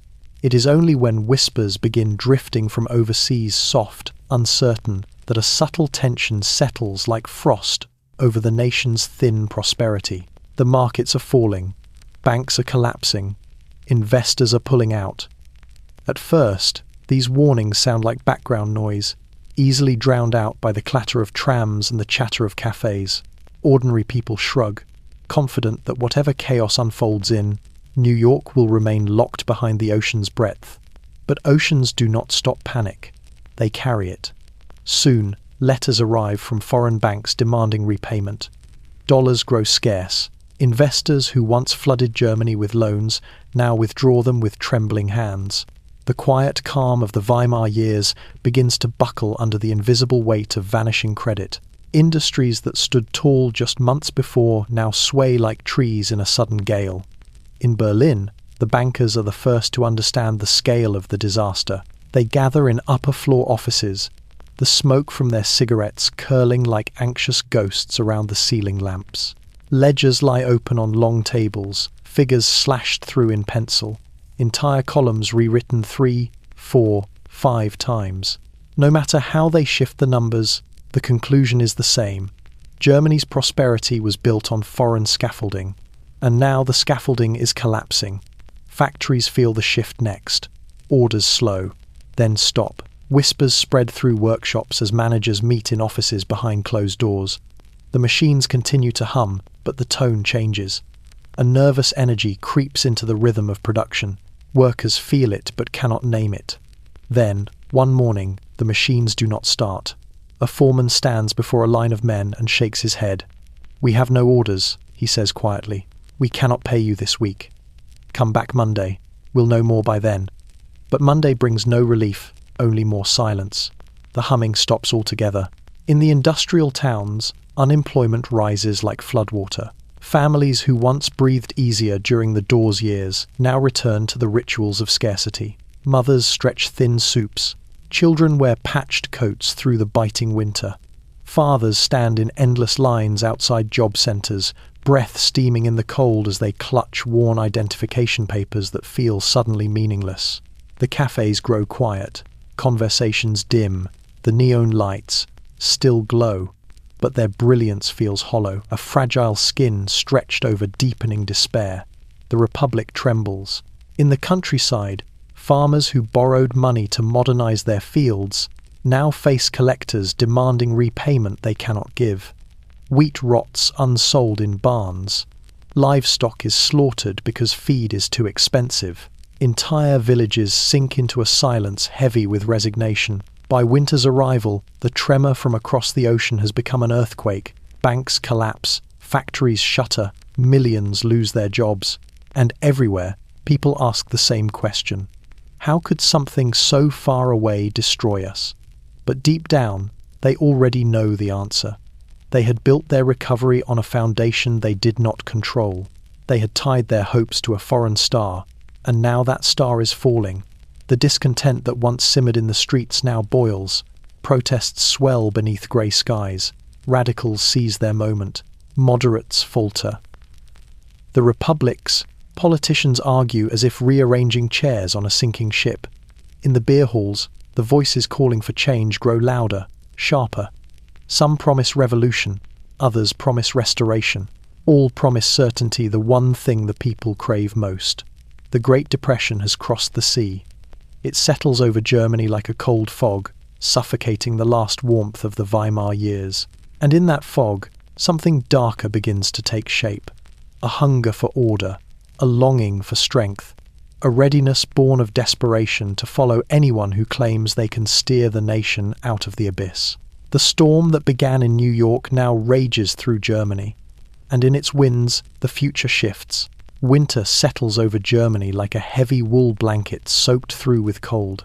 It does not cushion, it suffocates. The Great Depression, carried across the ocean on invisible currents of panic, has tightened its grip. By the early months of 1930, the fragile threads of Weimar prosperity have snapped one by one, leaving the nation exposed to a chill that sinks far deeper than the skin. It settles into the factories first. The machinery that once hummed with renewed strength now sits silent and skeletal, its steel bones dark beneath a thin layer of dust. Workers arrive in the early morning out of habit, out of hope, out of desperation, only to find locked gates and notices nailed to doors. Some tear the notices down, others stare at them, as though reading the last lines of an obituary. Entire districts, once alive with the thunder of industry, now echo with nothing but the wind sweeping through empty yards. Locomotives rust in train yards, their boilers cold. Assembly lines sag. Cranes stand frozen mid-swing, like giants caught in a spell that steals their breath. Then the collapse seeps into the homes.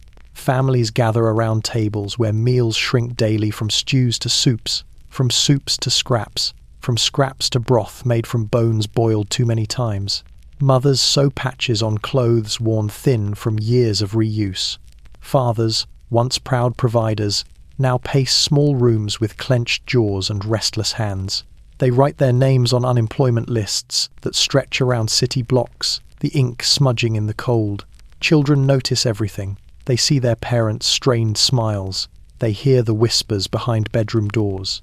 They feel the tension in the air like static. School lunches grow smaller. Classrooms grow colder.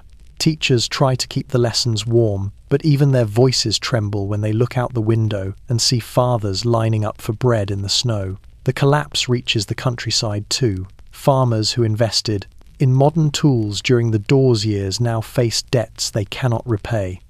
Prices for wheat and milk fall so low that selling them feels like surrender. Some burn harvests rather than transport them at a loss. Others slaughter livestock they no longer can afford to feed. Barns that once held promise now smell of decay. Livelihoods crumble, leaving silence in their place. The Republic's leaders fight in Parliament, their arguments sharp as broken glass. Proposals rise and fall like waves in a storm. Unemployment relief, public works, tax reforms, each debated, stalled, rejected. Politicians pace marble floors, as if pacing the deck of a ship taking on water faster than it can be bailed. And through it all, the people's faith drains away. Hope, once fragile but present, becomes something they no longer dare to clutch. It slips through their fingers like fine sand, leaving behind only resentment, fear, and a longing for answers no one can provide. The newspapers reflect the mood. Headlines scream of bank failures. Photographs show crowds outside shuttered factories. Editorials tremble between despair and fury. Beer halls become louder, angrier. Cafes become quieter, heavier. Streets fill with protest marches that dissolve into scuffles and clashes with police. The extremes left and right swell with new voices. Voices sharpened by hunger. Voices emboldened by rage. Voices that promise simple solutions to impossible problems. In the midst of all this turmoil, the ordinary citizen stands at a crossroads, carved by despair. Some cling to the remnants of moderation, though the ground beneath their feet trembles. Many, too many, look toward anyone who promises strength or stability, or the impossible return of a world that no longer exists. The collapse of hope is not sudden. It is slow, methodical, a candle burning low in a drafty room. The wick bends, the flame flickers, and around it, shadows gather, patient and growing. Germany does not yet know what will rise from those shadows, but the people feel it in the cold, in the hunger, in the silence that follows every failed promise. A shift, subtle at first, begins to move through the nation's bones. Hope collapses, and in the hollow that remains, something dangerous begins to take root. Germany drifts through the early 1930s like a ship without a captain, its sails torn, its compass spinning, its crew desperate for direction. The winds of the Great Depression howl through empty factories and half-lit apartments, rattling window panes as if asking the same question that now haunts millions. Who will lead us out of this? Day after day, the Republic's politicians step onto podiums with trembling hands, offering speeches that sound exhausted even before the final sentence leaves their lips. They speak of budgets, committees, compromises, words that once carried weight, but now feel like dust blown across marble floors. The crowds who gather to listen do not come for hope, they come for answers and leave with neither. In the Parliament chambers, debates erupt like storms, sharp and sudden. Ministers shout across the aisle, their voices fueled by fear more than conviction. Coalitions form and collapse with dizzying speed, each government lasting months, sometimes weeks. The Weimar Republic staggers forward like a candle flickering in a draft-filled corridor, bright one moment, nearly extinguished the next. The people watch from the streets, from beer halls, from cramped kitchens lit by a single weak bulb. They watch and they wait. But waiting is a luxury for those who are not hungry. As unemployment grips the nation, discontent sharpens into impatience. And impatience turns into longing, a longing for someone who speaks not with hesitation, but with certainty. The first voices to rise are familiar. Radical leftists gather in union halls, waving red flags above heads bowed in exhaustion. Their leaders promise revolution, a new society built on equality. One where no child goes hungry, no factory stands idle. They shout their slogans from street corners, their marches filling the air with the rhythm of defiance. But for many, revolution feels too dangerous, too chaotic. They have lived through enough chaos. Others turn toward the nationalists. Men in brown or black uniforms rise onto makeshift stages in beer halls, their boots creaking against wooden floors sticky with spilled ale. Their voices boom through the smoky haze. Germany must rise again. Germany must be strong. Germany must reclaim what was stolen. They speak in absolutes. They point to enemies, communists, foreigners, the weak politicians in Berlin. They promise order, stability, pride. Their rhetoric is intoxicating to ears worn raw by years of uncertainty. Still others look for a middle path, attending town meetings where moderate candidates offer soft-spoken reassurances. These politicians speak with reason, nuance, caution, virtues in stable times, but fragile in crisis. Their audiences listen politely, then return home feeling unchanged. Caution does not fill empty stomachs. Nuance does not soothe humiliation. Reason does not rebuild a collapsing economy. Germany becomes a marketplace of voices, each one louder than the last. Each one claiming to hold the key to salvation. In cafes, intellectuals debate the merits of each faction, their conversations swirling like cigarette smoke under dim lamps. Students argue on university lawns, gesturing with fervour, their futures tied to ideologies they barely understand. Parents sit at dinner tables whispering about rumours they heard on the street of riots, of speeches, of new movements gaining strength in cities far away. Newspapers thicken with rhetoric. Editorials sharpen. Cartoons mock, praise, warn. Posters appear on walls overnight, layered so thickly that tearing one down reveals 5 more beneath it. Every facade becomes a battlefield of ink. And through all this noise, the ordinary worker, the miner, the machinist, the shop clerk, listens. Each voice pulls in a different direction, tugging at fears, at hopes, at memories of a stronger Germany that once existed. People begin to choose sides, not because they fully believe, but because they cannot bear to remain rootless any longer. In the factories, conversations shift from wages to politics, from production to survival. In the pubs, arguments ignite like sparks, leaving friendships singed by ideology. In the homes, children overhear their parents' tense whispers and begin asking questions they should not yet have to ask. Germany is searching for a leader, a saviour, a voice strong enough to drown out uncertainty. But strength is a dangerous craving, and desperation makes even the darkest voices sound like salvation. By the time the winter winds of 1931 sweep through the streets, the nation feels as though it stands on a precipice, toes curling over the edge, breath held tight in its throat. Someone will step forward. Someone will fill the silence that the Republic can no longer fill. And when that voice finally emerges, loud and unyielding, Germany will listen not because it trusts, but because it cannot bear the sound of its own despair any longer. In the collapse of hope, the search for strength becomes a search for certainty. And certainty, in desperate times, is the most dangerous gift of all. The voice arrives quietly at first, a single thread, woven into the vast tapestry of Germany's unrest. It speaks in beer halls clouded with smoke, in rally tents lit by sputtering lanterns, in crowded streets where boots scuff against cobblestones worn thin by years of protest. It is not yet the roar that will echo across the world. It is only a murmur. But in a nation drowning in confusion, even a murmur can sound like direction.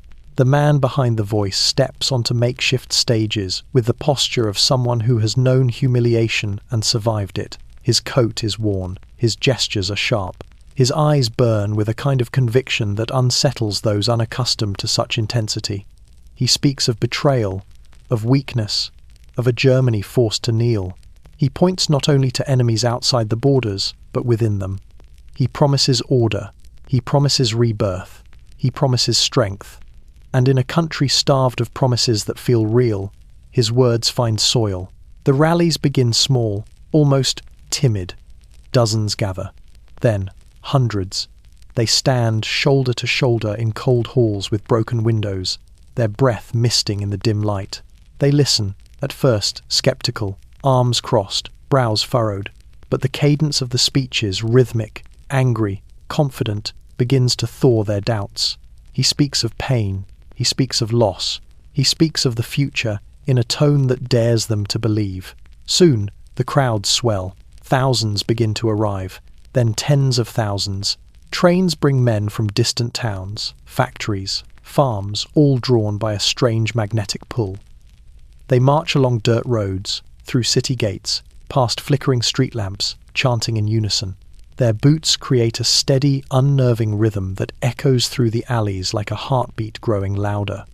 Meanwhile, in the quiet corners of the Republic, powerful men observe with interest.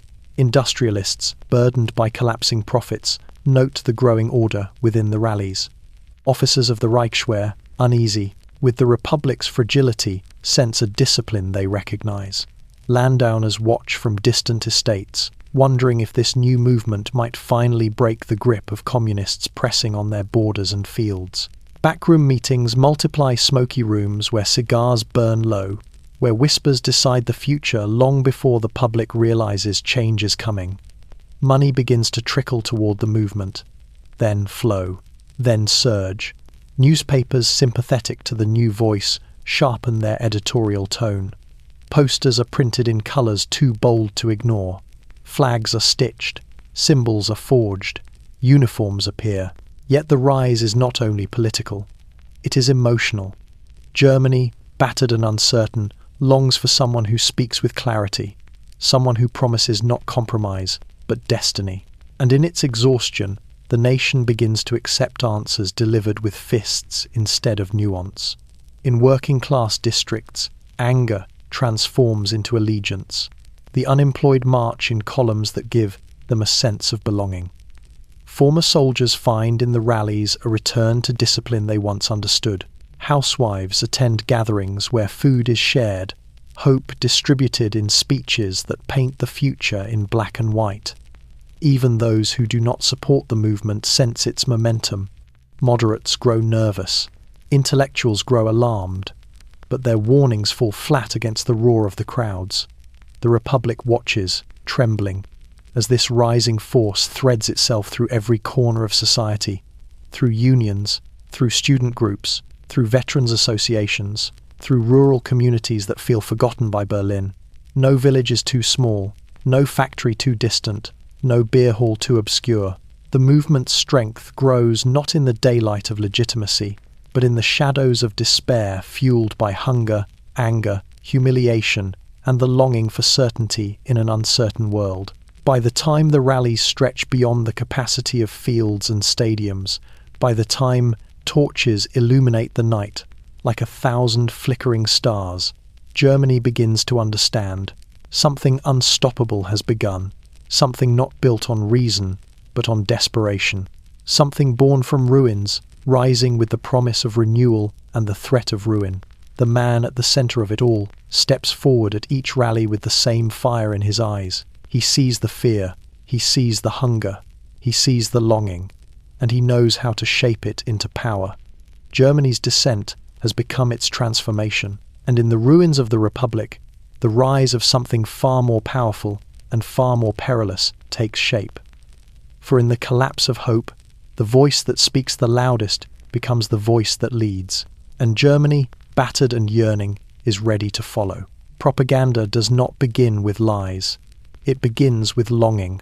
In the early 1930s, as Germany trembles beneath the weight of unemployment and political chaos, the air becomes thick with stories whispered in beer halls, printed in cheap newspapers, painted on the walls of crumbling tenement blocks. People are desperate for meaning, for direction, for someone to tell them where their suffering came from and where it will finally end. Into that hunger, the rising movement pours its words like fuel on smouldering embers. At first, the propaganda is modest. A few posters, a few slogans, a few speeches echoing in drafty halls. But soon, something shifts. The operation expands, swelling into a vast machine with polished gears and relentless purpose. It begins with posters, colourful at first, then bold, then stark.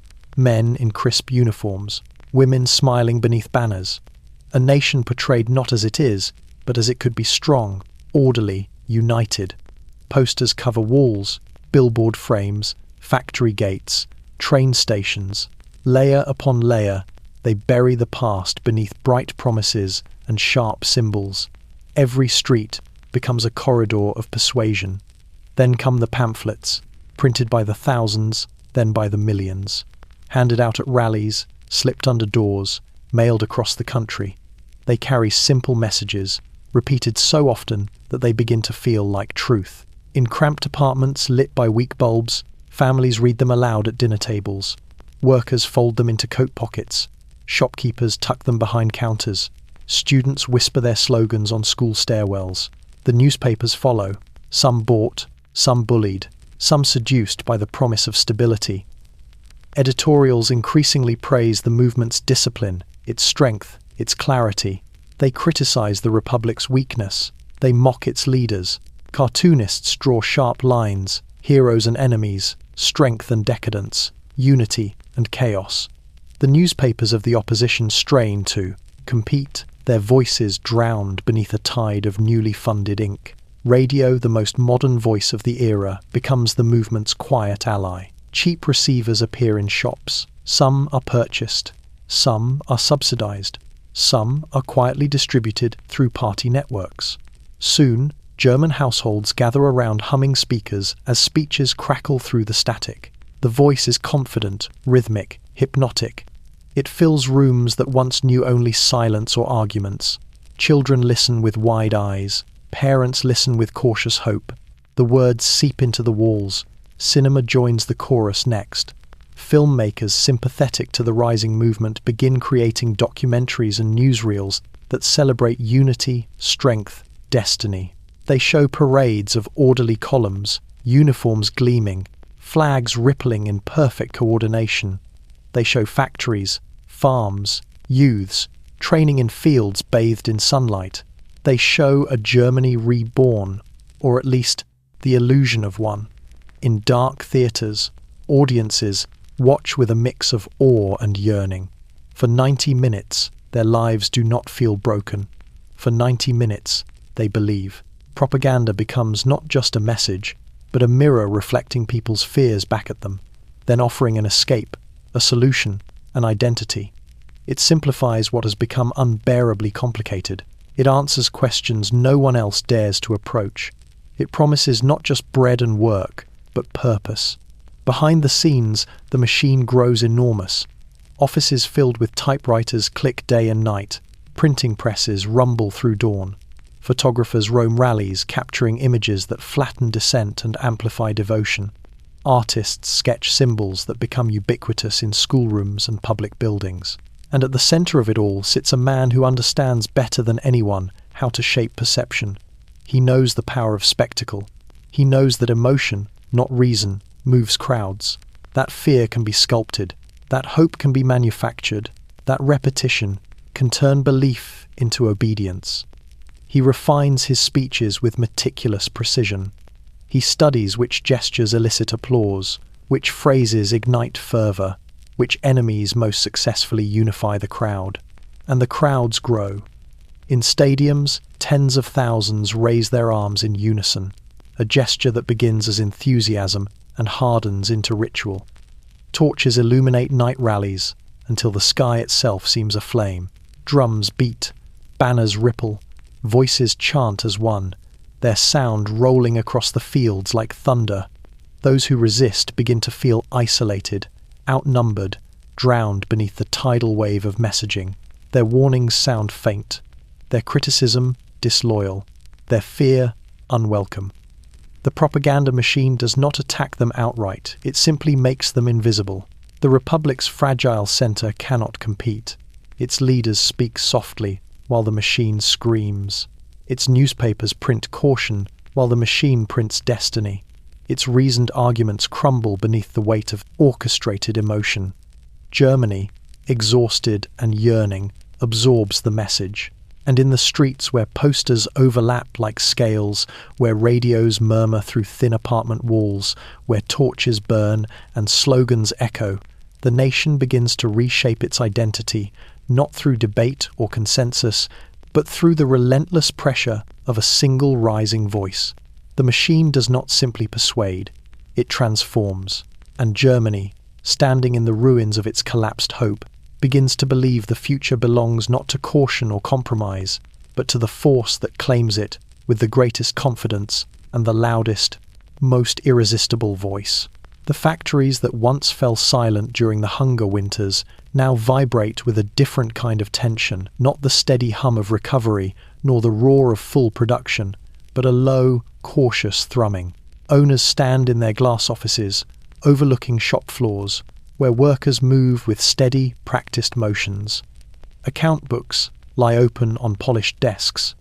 Columns of numbers tilt perilously toward red ink, and in every industrialist's mind, the same unspoken truth circles like a vulture. The Republic cannot save them, not anymore, not after the crash, the collapse, the chaos. So when the rising movement extends its hand firm, confident, decisive, the men of steel and coal and chemicals hesitate only briefly before leaning in to listen. The deal begins quietly. Most dangerous agreements do. A meeting in a private residence, a handshake in a smoke-filled back room, a conversation conducted behind oak doors muffling the city's unrest outside. Industrialists, weary of strikes and political instability, find themselves drawn not to ideology but to order. They crave stability, contracts honoured, factories protected, workers subdued. And the rising movement, with its crisp uniforms and iron discipline, offers exactly that. Not peace, not compassion, but predictability. In steel towns, factory owners watch as brown uniformed men march in lockstep through the streets, dispersing communist rallies with practiced precision. They watch as union leaders, once defiant, begin to tread more carefully, sensing the shift in the wind. They watch as workers' grievances grow quieter, replaced by a nervous obedience. And beneath their outward neutrality, the industrialists feel relief bloom like a dark flower. Meetings become bolder. Donations begin to flow. At first, the contributions are discreet envelopes slipped across desks, bank transfers hidden beneath coded transactions, financial support buried in the ledgers of shell companies. But soon, as the movement gains momentum, the contributions grow larger, more open. Entire corporations begin quietly underwriting the cause, convinced they are investing not in extremism, but in national stability.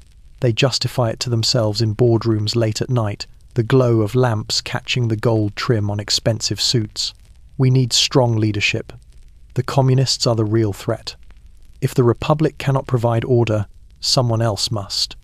These rationalizations settle comfortably among men who have grown accustomed to bending politics toward profit. Meanwhile, the movement understands the value of industrial friendship. Factories are the veins of the nation. Coal is its fuel. Steel is its skeleton. If industry supports them, the path to power becomes smoother. So they make promises. Promised protection from strikes. Promised suppression of radical unions. Promised contracts for rearmament, discreet at first, then more daring. Promised prestige and influence once the new order takes hold. A silent pact forms. Industry will provide money. The movement will provide control. Workers sense the shift long before anyone speaks it aloud. Their foremen become harsher, their factory guards more vigilant, their union meetings thinner and more dangerous. Posters appear on breakroom walls encouraging discipline, unity, national duty. The slogans drip with a subtle threat, a reminder that dissent has become a luxury few can afford. In the countryside, agricultural barons, wealthy landowners who once shook their heads at the chaos in Berlin, now invite the rising movement's leaders to their hunting lodges. They dine by candlelight, pour glasses of aged wine, and speak of restoring Germany's greatness, while hounds sleep at their feet. These men, heirs to old Prussian traditions, find comfort in the movement's harsh simplicity. They see it as a shield against socialism, against revolution, against a world changing too quickly. Universities are not spared. Rectors and deans, anxious for funding and fearful of student radicals, begin welcoming speakers aligned with the movement. Lecture halls fill with rhetoric disguised as patriotism. Professors who resist are quietly dismissed. Those who comply rise swiftly. And all the while, the Republic watches its foundations crumble not from sabotage, but from quiet abandonment by the very forces that once sustained it. The deal with industry is not signed on parchment or sealed with wax. It is written in money. in silence, in the turning of heads when violence erupts in the streets, in the nods exchanged between powerful men who believe they are controlling a movement that is, in truth, controlling them. For now, the alliance seems mutually beneficial. Industry gains protection and predictability. The movement gains legitimacy and resources. But beneath this union lies a truth both sides ignore. When power is fed by fear and funded by desperation, it does not share, it consumes. And the factories, the mines, the railways, the very backbone of Germany, are slowly becoming instruments not of stability, but of a rising force that will soon reshape the nation's destiny with iron and fire. The deal is struck, the gears begin to turn, and Germany, unaware of the machinery now building beneath its feet, takes another quiet step toward the future its industries have unintentionally paid for. The promises come first, crisp, confident, delivered in voices that do not waver. Germany will rise again. Germany will be rebuilt. Germany will reclaim its destiny. For a nation sunk in despair, these words settle like embers in cold ash. Families huddle around radios, listening as speeches drift through the static, telling them what they have longed to hear, that the suffering has a purpose, that the future has shape. That order will replace chaos. And soon, the changes begin to appear small at first, like shoots pushing through frost. In the cities, crews arrive at dawn armed with tools and armbands. They sweep the streets until the cobblestones shine. They repair bridges once considered lost causes. They erect scaffolds around buildings abandoned since the inflation years. Their movements are synchronized, efficient, purposeful. To the casual observer, they are simply workers employed by the new government initiatives. But beneath their uniforms lies something deeper, a belief that rebuilding the nation is not just labor, but duty. Sidewalks once cracked from neglect now gleam beneath freshly poured concrete. Street lamps flicker back to life. Rain gutters are cleared. Monuments are scrubbed clean, their inscriptions polished as if resurrecting ghosts of former glory. In rural towns, the revival takes a different shape. Farmers receive loans to repair barns damaged by wind and time. New fertilizer arrives on trucks rumbling through country roads. Tractors, shining, modern, powerful, appear in fields where horses once strained against the soil. Villages gather to watch as plows cut clean furrows through earth left weary by years of instability. It feels like the land itself is being given a second chance. But these changes are not spontaneous. They are orchestrated. A network of programs emerges, each wrapped in language of national renewal, employment initiatives, construction brigades, agricultural revitalization committees. Every task, no matter how small, becomes part of a larger narrative, a narrative that says Germany is not just rising, but transforming. The people respond, not out of fear, not at first, but out of gratitude. After years of collapsing currency, shuttered factories, bitter winters, and political chaos, the sight of workers repairing roofs and repaving roads feels like salvation. Mothers watch their children walk to school on streets no longer puddled with mud. Shopkeepers sweep doorways in districts where customers have finally returned. Students feel pride in clean courtyards and repaired university halls. The new order understands something vital. Before claiming a nation's loyalty, one must claim its environment. So, the rebuilding continues. Schools are painted, railroad stations refurbished, hospitals receive new beds, new equipment, new staff. Public gardens bloom again, planned meticulously, arranged with almost military precision. But beneath this surface of careful restoration lies the deeper truth. The rebuilding is not neutral. Every repaired building carries a banner. Every refurbished school displays new symbols. Every public rally celebrating the improvements is accompanied by marching columns and choreographed cheers. The movement wraps itself in construction dust and fresh paint, presenting itself as the architect of a new Germany, the only force capable of restoring the nation from the ruins left by war, depression, and political fracture. And slowly, the people begin to believe it. Even those who remain skeptical cannot deny the results. A father who once stood in unemployment lines now paves roads. A widow who once feared eviction now receives a modest pension. A teacher who taught in dark, cold classrooms now lectures under electric lights. Daily life improves, and with each improvement, resistance softens. Yet, in the quiet corners of this rising Germany, unease lingers. Some notice that the rebuilding favours certain districts, certain factories, certain voices. Some see books removed from libraries. Some see neighbours whispering less freely. Some see political meetings replaced by rallies. Some see young men pressured into uniforms as willingly as they once joined sports clubs. But these concerns feel small compared to the relief of revival. After all, what harm can there be in rebuilding a broken country? So the nation stitches itself back together, road by road, brick by brick, field by field, unaware that the foundation being laid beneath its feet is not merely for prosperity, it is for control.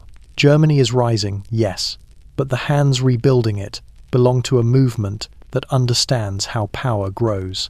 Quietly, steadily, through gratitude wrapped in discipline, through progress wrapped in ideology. And as the scaffolding climbs higher, casting long shadows across the streets, the people cheer, not realizing that each new beam added to the structure also builds the frame around. Their future, rebuilding the nation, gives the people something to cling to. New streets, new bridges, new roofs gleaming beneath the pale sun of early spring. But beneath those visible repairs, beneath the orchestrated cleanliness and organized labor, something far quieter begins to unfold. It does not happen in the open, nor in speeches broadcast across radios. It happens in the margins, the shadows, the unlit corners of buildings that look abandoned but never truly are. Germany begins to rearm. Not openly, treaties still bind its hands. Not loudly, the world still watches, but with a patience and precision that turns secrecy into craftsmanship. It starts with warehouses on the outskirts of towns, buildings that officially store agricultural equipment or surplus construction materials. Inside, under dim lamps and between stacks of crates, engineers gather around tables littered with blueprints. They whisper in low, controlled voices, tracing lines with calloused fingers. Their pencils carve new designs onto paper. Engines more powerful than tractors require, chassis too sturdy for civilian vehicles, wings that look suspiciously aerodynamic for mail planes. To any outsider, the blueprints seem harmless. The truth lies in the details, the thickness of steel, the ratios of fuel intake, the mathematical rhythms of machinery designed with possibilities the treaties forbid. Factories participate next. At night, when the day shift goes home and the city settles into uneasy sleep, a second shift arrives, not listed on payrolls, not acknowledged in company records. Workers who once fought in trenches stand beside young apprentices who know only the hunger of the depression. Together, they shape metal into forms that are almost innocent. Cylindrical pieces that resemble parts for irrigation pumps. Armored plates catalogued as heavy machine shielding.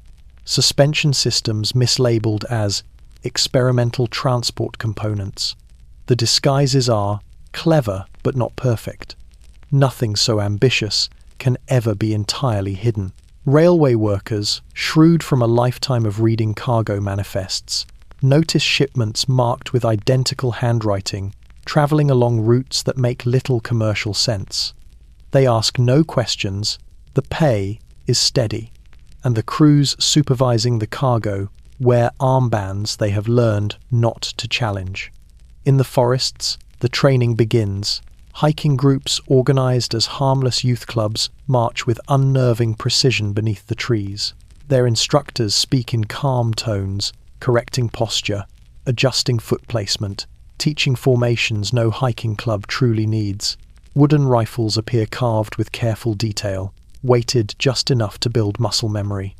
Field exercises, they call them, for safety, for discipline, for unity. The young accept the explanation without protest. They crave belonging, purpose, identity, things the ruined republic struggled to provide. Meanwhile, in rural barns far from prying eyes, pilots climb into gliders launched off grassy hillsides. These fragile aircraft, officially designed for sport, become classrooms for flight. Instructors shout through wind, teaching takeoff, landing, formation flying. By night, they review textbooks stamped with the insignia of aviation clubs. But inside, diagrams show power systems meant for engines Germany isn't supposed to build. In university laboratories, professors with sharp eyes and sharper memories teach engineering principles that skirt the edge of legality. They lecture on combustion, metallurgy, aerodynamics, topics as old as science itself, but their students understand the subtext. Theory is safer than practice, but theory prepares the mind for the day practice becomes unavoidable. Foreign partnerships add another layer to the secret. In the wide, cold steppes of the Soviet Union, German tank prototypes roll along hidden tracks. Pilots test dive maneuvers in skies no Allied inspector will ever see. Officers drill troops under false identities, learning tactics that will never appear in official documents. The world believes Germany is restrained. Germany believes the world is distracted. Between those beliefs lies an opportunity too valuable to waste. Back home, citizens begin to sense something, not openly, not clearly, but in the tightening discipline of society, in the way officials walk with newfound authority, in the murals and posters that glorify strength rather than peace. Fathers notice their sons marching with firmer steps. Mothers observe their children returning from youth meetings with eyes brightened by purpose. Shopkeepers see unfamiliar uniforms in the marketplace, inspecting goods with military precision. Something is building. Something more than streets, more than bridges, more than the illusion of stability. And yet, the people do not resist. Not yet. Because the memory of humiliation is still raw. Because the promise of strength is seductive. Because the fear of chaos is greater than the fear of control. In the hidden rooms of factories, in the dark forests, in the distant fields of foreign lands, Germany is quietly forging the future peace by forbidden peace, lesson by forbidden lesson, a nation preparing for the day when secrets will no longer be necessary, a nation rebuilding not just its motherland, but its might. The factories that once trembled on the brink of collapse now breathe with a different rhythm, deeper, stronger, more deliberate. They are no longer simply places of labor or symbols of recovery. They are becoming engines of transformation, beating out a tempo that echoes across the valleys and rivers of Germany. To the casual passerby, they look unchanged. Tall chimneys, heavy doors, windows coated in soot. But inside their walls, something new and potent is taking shape. It begins with the sound. Not the chaotic clatter of old assembly lines struggling through shortages, but a steady, methodical thunder.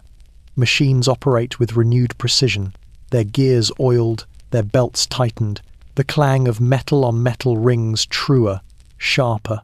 Floors tremble under the weight of presses that work through day and night. Workers feel the difference in their bones. This is not the frantic production of a country trying to survive. It is the confident, accelerating pulse of one preparing for a future it dares not name aloud. Managers walk the aisles with clipboards and strict eyes. They watch as workers rivet plates to frames far sturdier than civilian vehicles require. They inspect engines built with tolerances unnecessary for farming equipment. They sign off on shipments of parts whose shapes hint at something more than trucks or tractors or trains. These items leave the factory dock as industrial machinery, mining components, navigation devices, yet their true purpose hums beneath every bolt. Workers talk among themselves during breaks, their voices low but not fearful. They know what they're making, or rather, what they're almost making. They sense the subtle deceit woven into the design of every part. Some look uneasy. Others, hardened by years of humiliation and poverty, feel a guarded pride. A few feel the old spark of military purpose reawakening, as if the machines before them whisper of a future where Germany will no longer bow. Meanwhile, the architects of this transformation, industrialists, engineers, political officers, meet in offices where blinds remain drawn even on bright days. They pass documents across polished tables, production quotas, resource allocations, transport schedules. They speak of expansion, efficiency, output. None use the word that hangs unsaid in the stale air, rearmament. But everyone understands. Coal shipments increase. Steel flows in quantities not seen since before the war. Chemical factories multiply their production of compounds that can serve as fertilizer or something far more volatile. Electrical plants hum with energy as grids expand to support round-the-clock labor. Railroads feel it too. Trains rumble through the countryside carrying containers marked with ambiguous codes. Station masters receive orders that override local decisions. Night trains, once rare, now thunder down tracks at hours when towns sleep beneath frost and moonlight. Conductors do not ask questions. The men in uniforms, not military uniforms, not yet ensure everything runs smoothly. The pace quickens. Factories that once stood idle during lean years now operate at maximum capacity. Workers who once feared layoffs now fear exhaustion, yet they return each morning, driven by wages that finally feed their families, by pride that feels newly justified, and by a sense unspoken but powerful that they are shaping something larger than themselves. Children notice the changes too. They hear the factory whistles at dawn. They watch freight trains longer than any they've seen before. They see their parents return from work with shoulders squared in a way they haven't since before the inflation years. The youth organizations absorb this energy, teaching that labor is honor, that strength is duty, that discipline is the highest virtue. Young boys carve toy airplanes and trucks shaped suspiciously like military vehicles. Girls knit uniforms with patriotic colors. Schools incorporate technical training into their lessons, preparing students for a world increasingly built of steel, sparks, and precision. Yet alongside this rising industrious pride lies an unsettling stillness. Dissent fades. Free unions weaken. Independent newspapers grow cautious. Political meetings shrink. The factories have become not only sites of power, but symbols of control. Their walls hold more than machinery. They hold a nation's momentum, its direction, its growing belief that strength is not only desirable, but necessary. Foreign inspectors still arrive occasionally. They walk through selected floors, guided along carefully prepared routes. They see only what they are meant to see. Agricultural engines, construction equipment, locomotives, everything else, the suspicious designs, the hidden facilities, the second shifts, remains invisible behind walls, beneath tarps, or disguised under false labels. But even without seeing, the world senses something. Exports increase. Infrastructure expands. Germany's tone grows firmer in diplomatic circles. The factories of power, humming day and night, become the heartbeat of a nation preparing to rise again, not just economically, not just culturally, but in a way that will soon shake Europe to its core. Inside those walls, amid the steam and sparks, Germany is forging not only machines, it is forging momentum, it is forging resolve, it is forging destiny. The transformation begins quietly, almost imperceptibly, like frost forming at dawn along the edges of a window pane. One morning, a few boys march to school in straighter lines. The next, factory foremen stand a bit taller, their chins lifted with unfamiliar resolve. Then, across barracks and training fields that were never meant to exist, orders echo with a crispness Germany hasn't heard since before the armistice.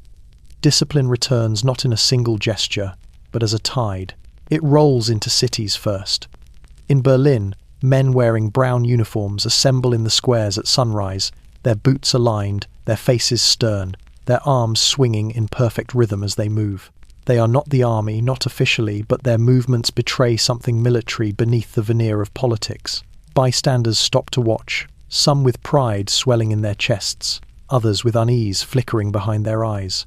For years, Germany's public spaces felt shapeless, filled with protests, hunger lines, the restless shuffling of people searching for answers.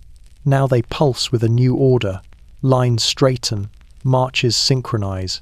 Commands ring out with authority that cuts through morning fog like a blade. In factories, the shift is colder, more intimate. Foremen enforce timetables with renewed strictness. Workers, once free to mutter grievances during breaks, now fall silent when supervisors pass. The machinery dictates the rhythm, but the new discipline dictates the soul. Safety drills intensify. Production quotas tighten. Uniformity becomes not just a standard, but a virtue. Some workers comply willingly, grateful for the stability, the sense of belonging, the wages that keep hunger at bay. Others comply from fear of losing the job that feeds their children, fear of being seen as disloyal in a world that increasingly equates dissent with danger. Schools change next. Teachers stand straighter. Lessons shift subtly. Textbooks grow thicker with stories of national pride, unity, and destiny. Children recite new pledges with small hands pressed to their chests. They learn that obedience is strength, that order is virtue, that the nation's needs outweigh individual desires. Physical education dominates the curriculum, games replaced by drills, joyful shouts replaced by synchronized commands. Parents notice their children walking differently, the straightened back, the firm step, the absence of hesitation. They tell themselves, it is good. Children should have structure, purpose, clarity. And after so many years of uncertainty, who wouldn't welcome certainty? Youth organizations grow rapidly, feeding on the hunger of a generation that has known only economic ruin and political chaos. Boys learn formation marching in the woods. Girls practice nursing, signaling, athletics. Each child finds a uniform waiting for them, a symbol of belonging, a symbol of expectation. In rural towns, the change is slower but no less powerful. Farmers see columns of youths marching down unpaved roads, chanting slogans with voices far too adult. Village squares host parades, where banners ripple in the wind like shadows of the old empire reborn. Elders sit on benches, watching with mixed pride and apprehension, remembering a time when precision like this preceded disaster. Even the churches feel it. Pastors deliver sermons on duty, on moral strength, on national unity. They see their pews filled with men in identical shirts, their hats placed neatly beside them. In some congregations, the cross and the banner share the same wall. The hymns sound the same, but the silence between them feels charged. Meanwhile, the police, once fractured and hesitant, begin moving with unexpected coordination.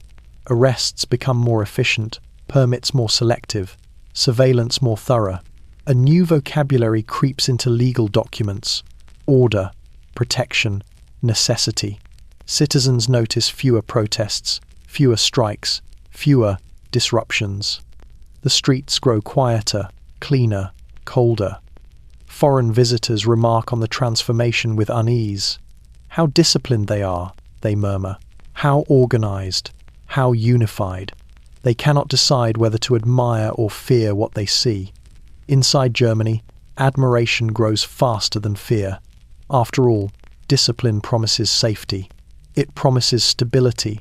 It promises identity.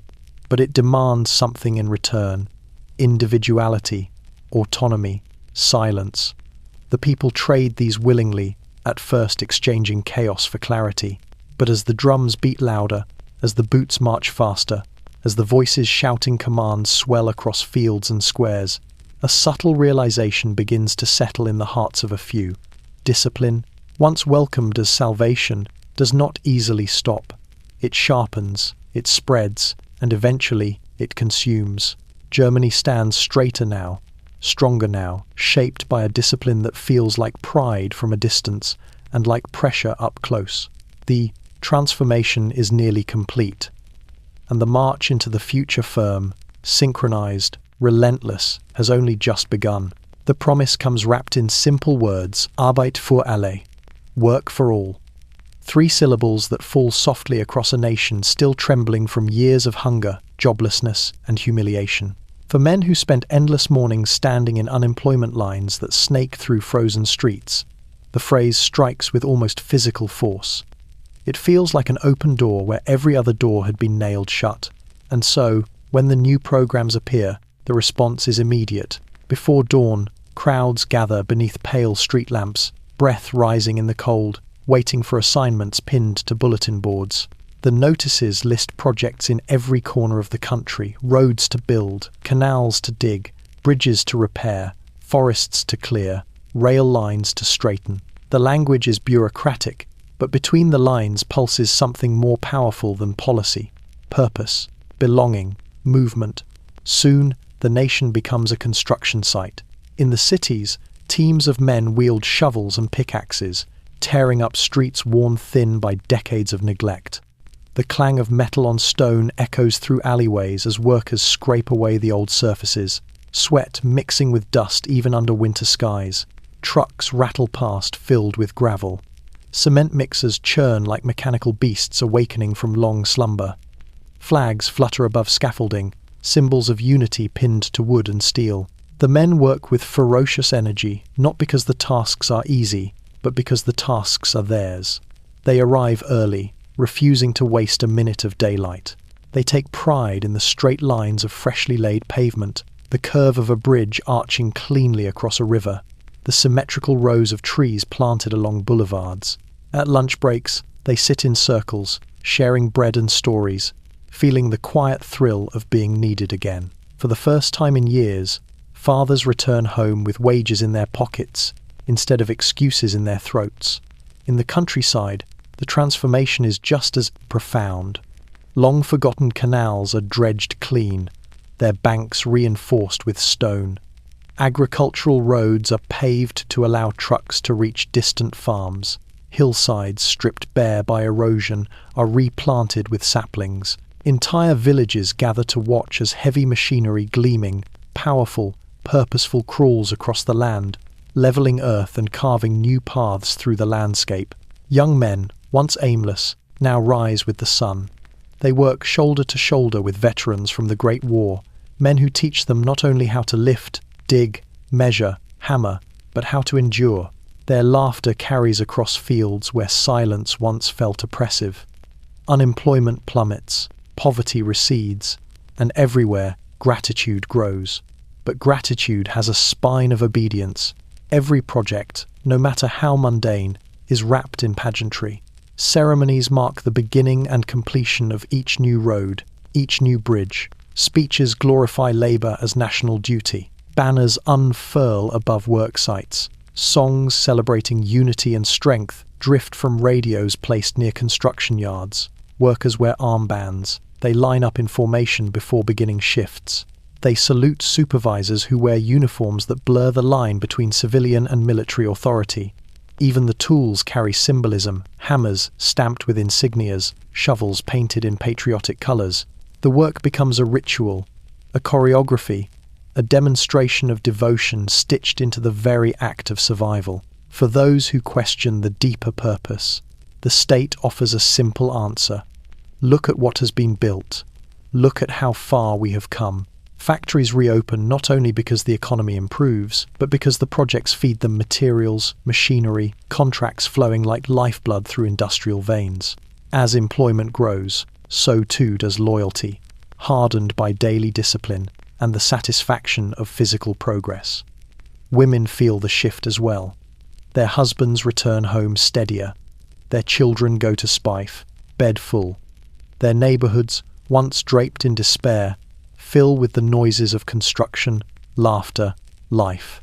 Women volunteer in kitchens that feed workers, organize community drives, and sew uniforms for youth groups that march along the roads built by their fathers. Yet beneath this revival lies a quiet tightening. Dissent becomes less visible, complaints less safe, unions implicitly replaced by state labor fronts. Work itself becomes an instrument of control, rewarding those who comply, punishing those who hesitate. Still, very few question the trade. After all, the nation is rising, the streets are clean, the fields productive, the cities alive. Men who once stood in hopeless lines now march in purposeful rows. And each kilometer of road they pave, each bridge they raise, each tunnel they carve, carries Germany further along a path it can no longer see. Clearly a path built of labor, discipline, and pride, leading toward a destination prepared not by the workers themselves, but by the architects of power watching quietly from above. Work for the unemployed, work for the nation, work for a future that is no longer theirs to shape. The nation builds, and with every stone laid, every beam raised, the structure of something far larger and far more dangerous grows taller behind it. Before the world sees the army, before it hears the tanks, before the boots thunder across borders, it sees the spectacle. And in 1930s Germany, spectacle becomes its own kind of weapon. It begins with gatherings small at first, almost innocent. A parade through a village square, a rally in a market town, a torchlight procession winding along a quiet riverbank. People attend out of curiosity, then habit, then loyalty. They come because the world outside feels uncertain, but these events feel scripted, ordered, safe. The organizers understand this instinct well.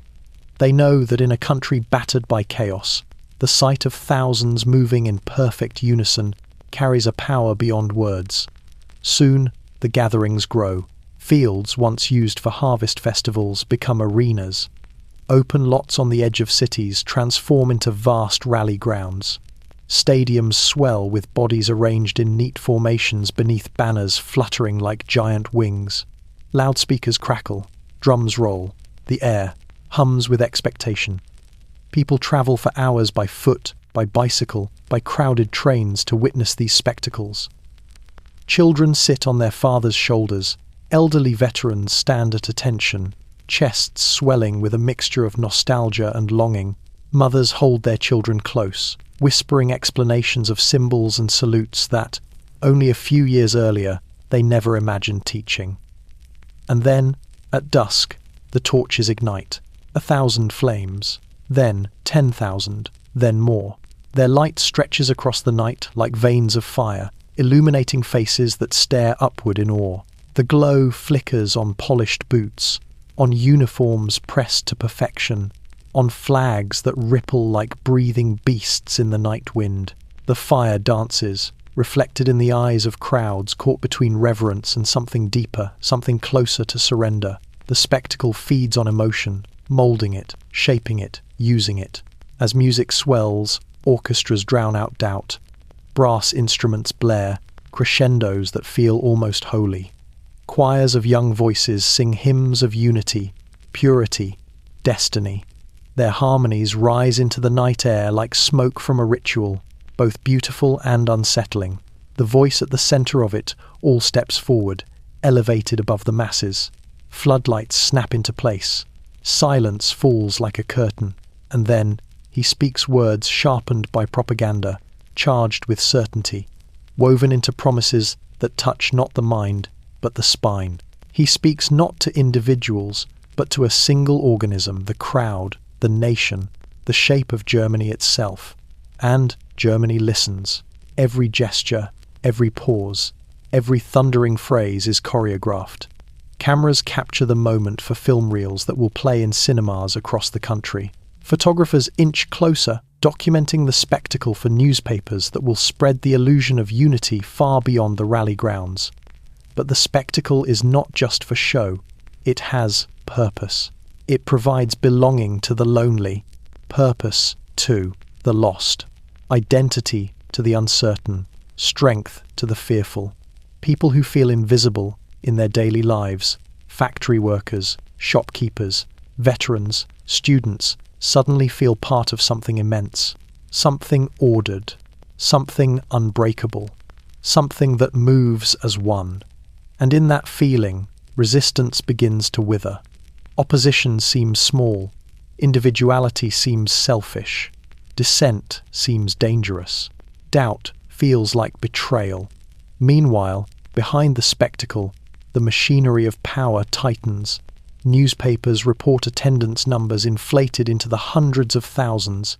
Cinema reels show only perfect angles, perfect crowds, perfect devotion.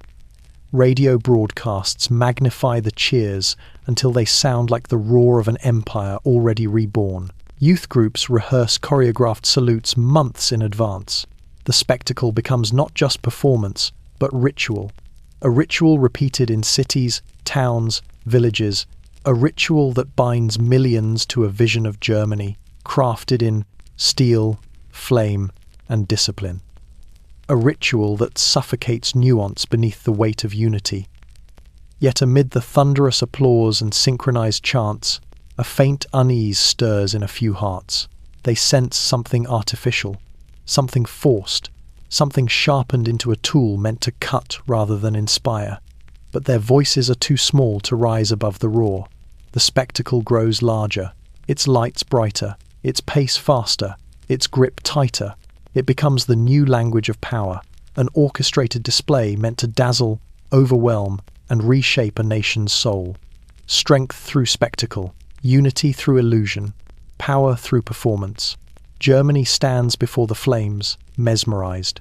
And beneath the glow, a darker force gathers momentum, one built on the belief that a nation galvanized by spectacle will follow wherever the fire leads.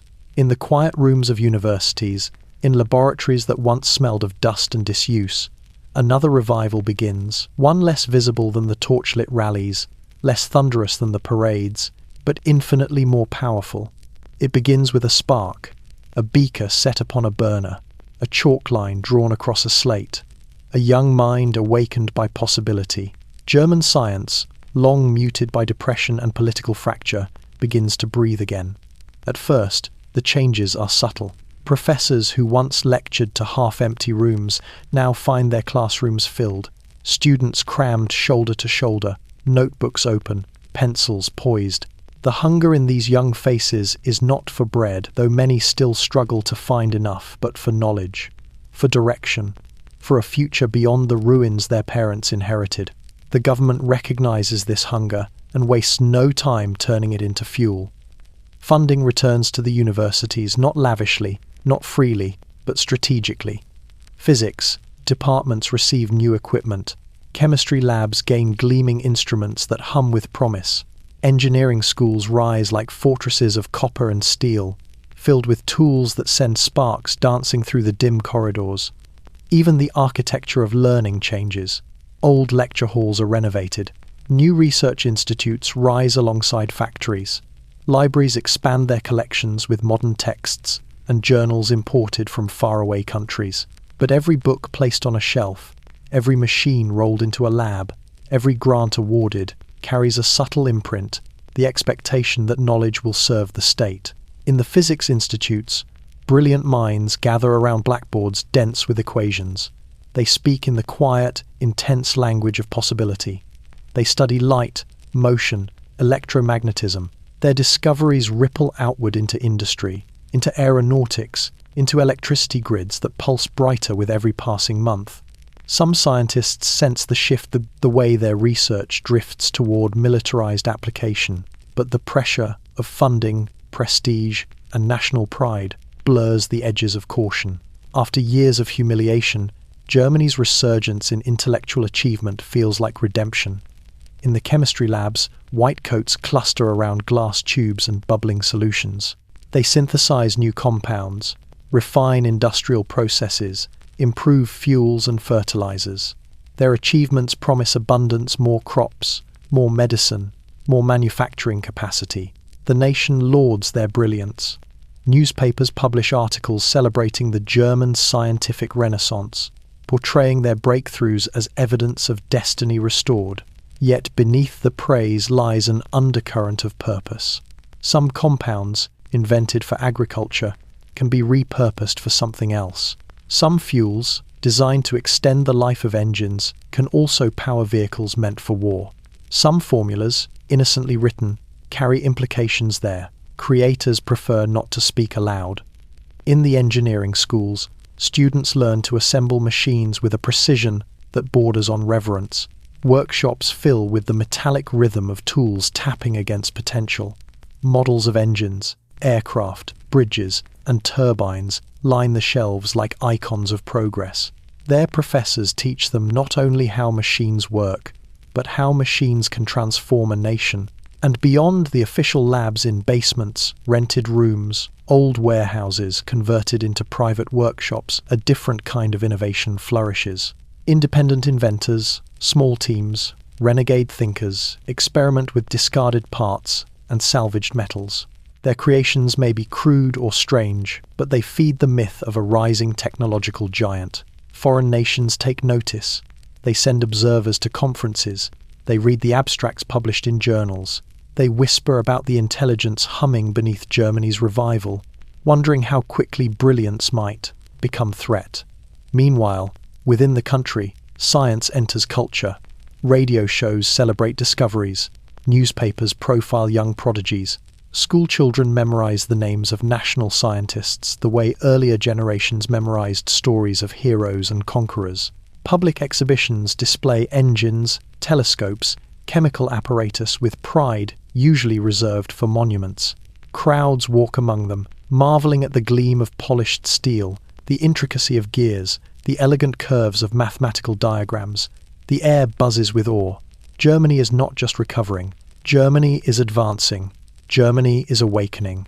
But advancement does not always mean enlightenment. Awakening does not always lead to peace. Some scientists, those with sharp instincts and longer memories, feel unease prickling beneath their excitement. They notice the officials who attend their presentations, not professors, not colleagues, but men in uniforms. They see research proposals stamped with approvals that come too quickly. They hear whispers linking physics to aeronautics, chemistry to munitions, engineering to armaments. They understand, dimly, that their brilliance is being shaped into something beyond academia. But the hunger for progress is too strong, the national pride too intoxicating, the momentum too great. Few raise questions, fewer resist. And so German science, brilliant, ambitious, restless, accelerates toward a future it does not yet fully comprehend. A future where knowledge will become power, where discovery will become weapon, where brilliance will shine brightest at the edge of destruction. For now, the laboratories hum with promise, but behind every experiment lies the shadow of what that promise will demand. Before a nation can rise, its currency must stop falling. Germany learns this truth the hard way through inflation that turned life savings into ash, through wages spent before sundown because they would be worthless by nightfall, through wheelbarrows filled with banknotes lighter than autumn leaves. For years, money had been a ghost, visible, touchable, but empty. So, when the new currency arrives, it does not come with fanfare. It comes like a long-awaited breath. It begins quietly in government offices where economists huddle over ledgers that no longer make sense. Figures blur into nonsense. Calculations collapse under the weight of zeros. Paper smells of ink and desperation. Yet in these dim-lit rooms, a plan forms bold, dangerous, necessary. A currency that is strong, stable, believable. A currency that can anchor a nation drifting toward chaos. The name spreads through whispers first. The Reichsmark. That single word carries more weight than any speech, more promise than any rally, more stability than any spectacle. Printing presses roar back to life. They do not churn out worthless bills this time, but crisp notes designed with precision, backed by strict controls, guarded like treasure. Each note feels substantial, its texture heavier than the fragile scraps of the past. They smell of ink that will not fade by morning. Bankers handle them with a reverence once reserved for holy relics. They examine the fine lines, the watermark, the intricate patterns that promise order. They feel the weight of history in every fold. And then the moment arrives. The old money is pulled from circulation. The new money takes its place. In shops across the country, the transition is almost ceremonial. A baker accepts a Reichsmark from a trembling hand and places a loaf of bread into the customer's basket, the first fair exchange many have experienced in years. A tailor receives payment and does not rush to spend it. A housewife buys vegetables without the fear that tomorrow's prices will double. A pensioner counts his notes slowly, carefully, finally trusting the arithmetic. For the first time since the war, people save money again. Coins clink into jars. Notes slide into drawers. Families hide small stacks beneath floorboards not because they fear collapse, but because they trust the paper enough to keep it.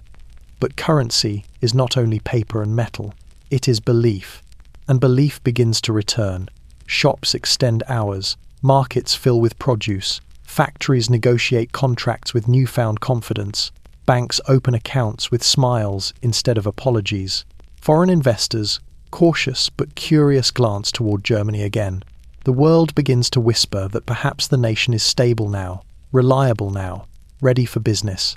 Yet beneath this recovery lies a deeper transformation.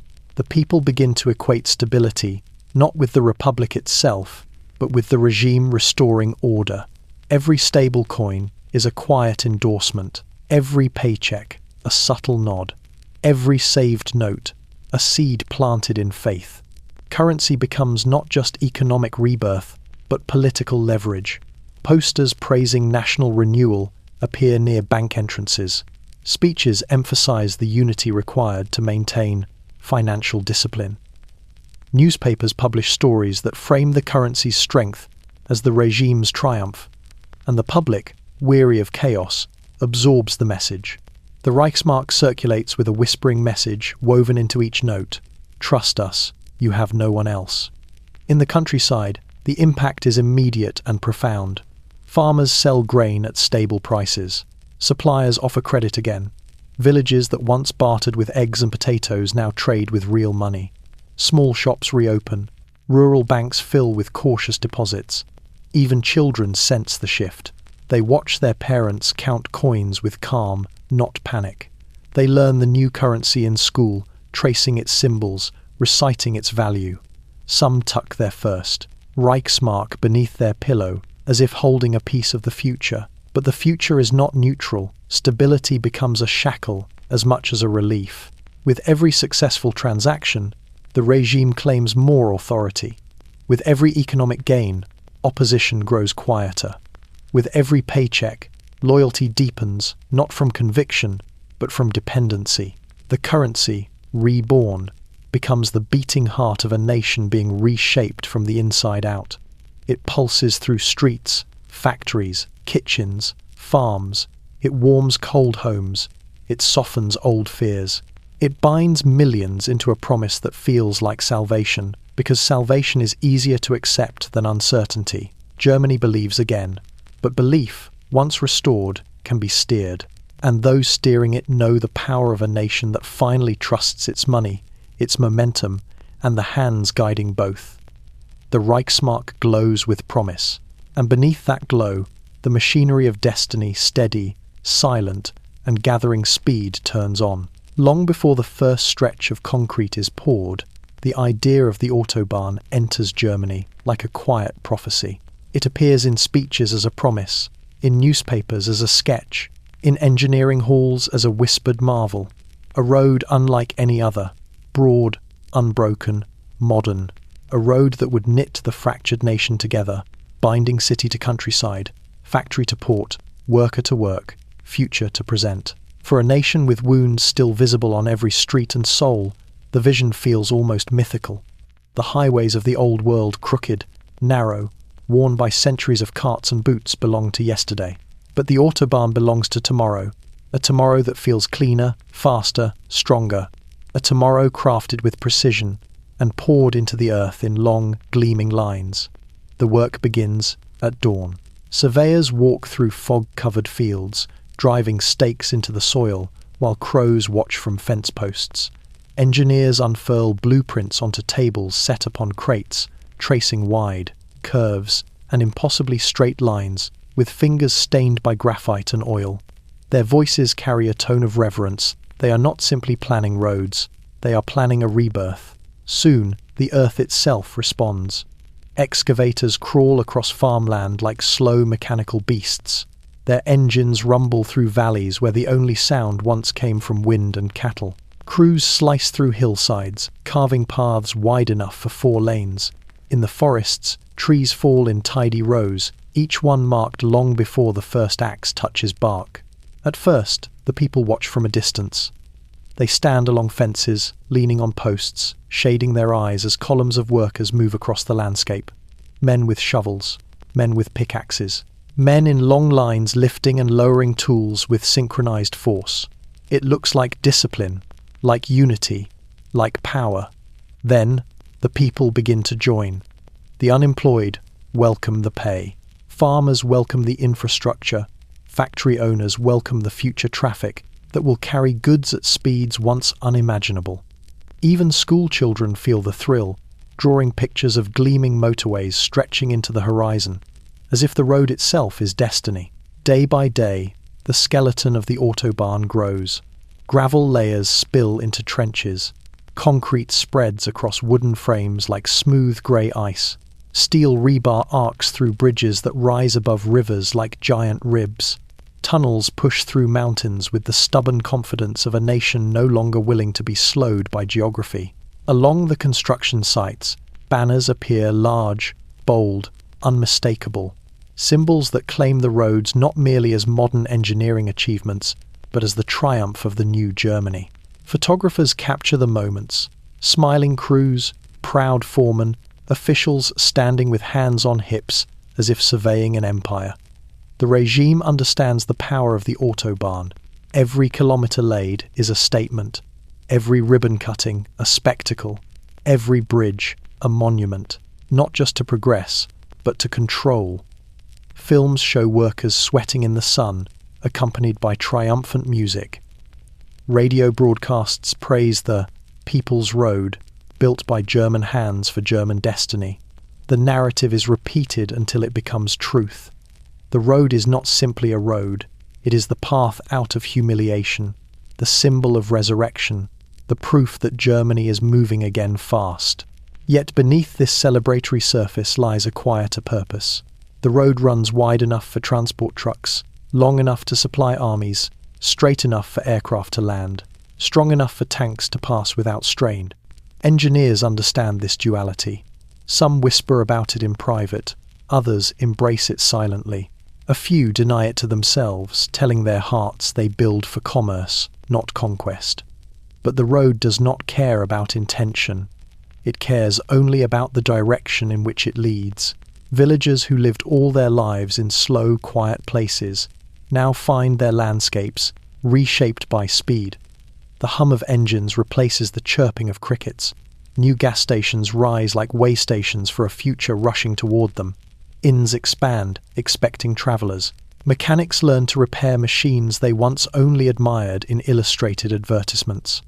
The autobahn becomes a ribbon of modernity laid over a world still half-rooted in the past. People marvel at the feeling of wind rushing past car windows. They gasp at the smoothness beneath their wheels. They feel, for the first time, the sensory illusion of a nation accelerating. Germany begins to believe its own momentum. And momentum is dangerous. For a road that stretches farther and faster than anything before, it does not simply connect places. It connects purpose. It connects ambition. It connects the past Germany wants to escape with the future it is racing toward. As dusk settles over the newest stretch of pavement, the concrete still warm from the sun, it glows faintly under the first flicker of electric lights, a straight, sharp line cutting through the dark, silent, steady, waiting. Germany has built its road, and soon something vast will travel down it. Before a nation can march with one voice, all the other voices must grow quiet. Some go willingly, most do not. And in 1930s Germany, the silence spread slowly at first like frost across a window pane, until one morning the people wake to find the world muffled in ways they can no longer undo. It begins with newspapers. A reporter arrives at the printing house to find new guidelines waiting on his desk. Words he can no longer use, topics he must avoid, names he must praise. Columns once filled with debate and criticism now shrink beneath patriotic slogans and approved speeches. Editors who refuse to comply are dismissed, or suddenly retire, or simply stop coming to work. The presses still run, the ink still flows, but the truth dries up. In cafes, regulars notice changes too. The satirical paper that once mocked politicians with fearless humour now offers only bland commentary. The intellectual journal, once filled with arguments and analysis, now prints safe essays praising national renewal. People sip coffee and flip pages, pretending not to feel the absence of what has disappeared. Next come the books. Libraries receive orders quietly, tucked inside envelopes marked with government seals. They are to remove certain titles, books that encourage doubt, diversity, or dissent.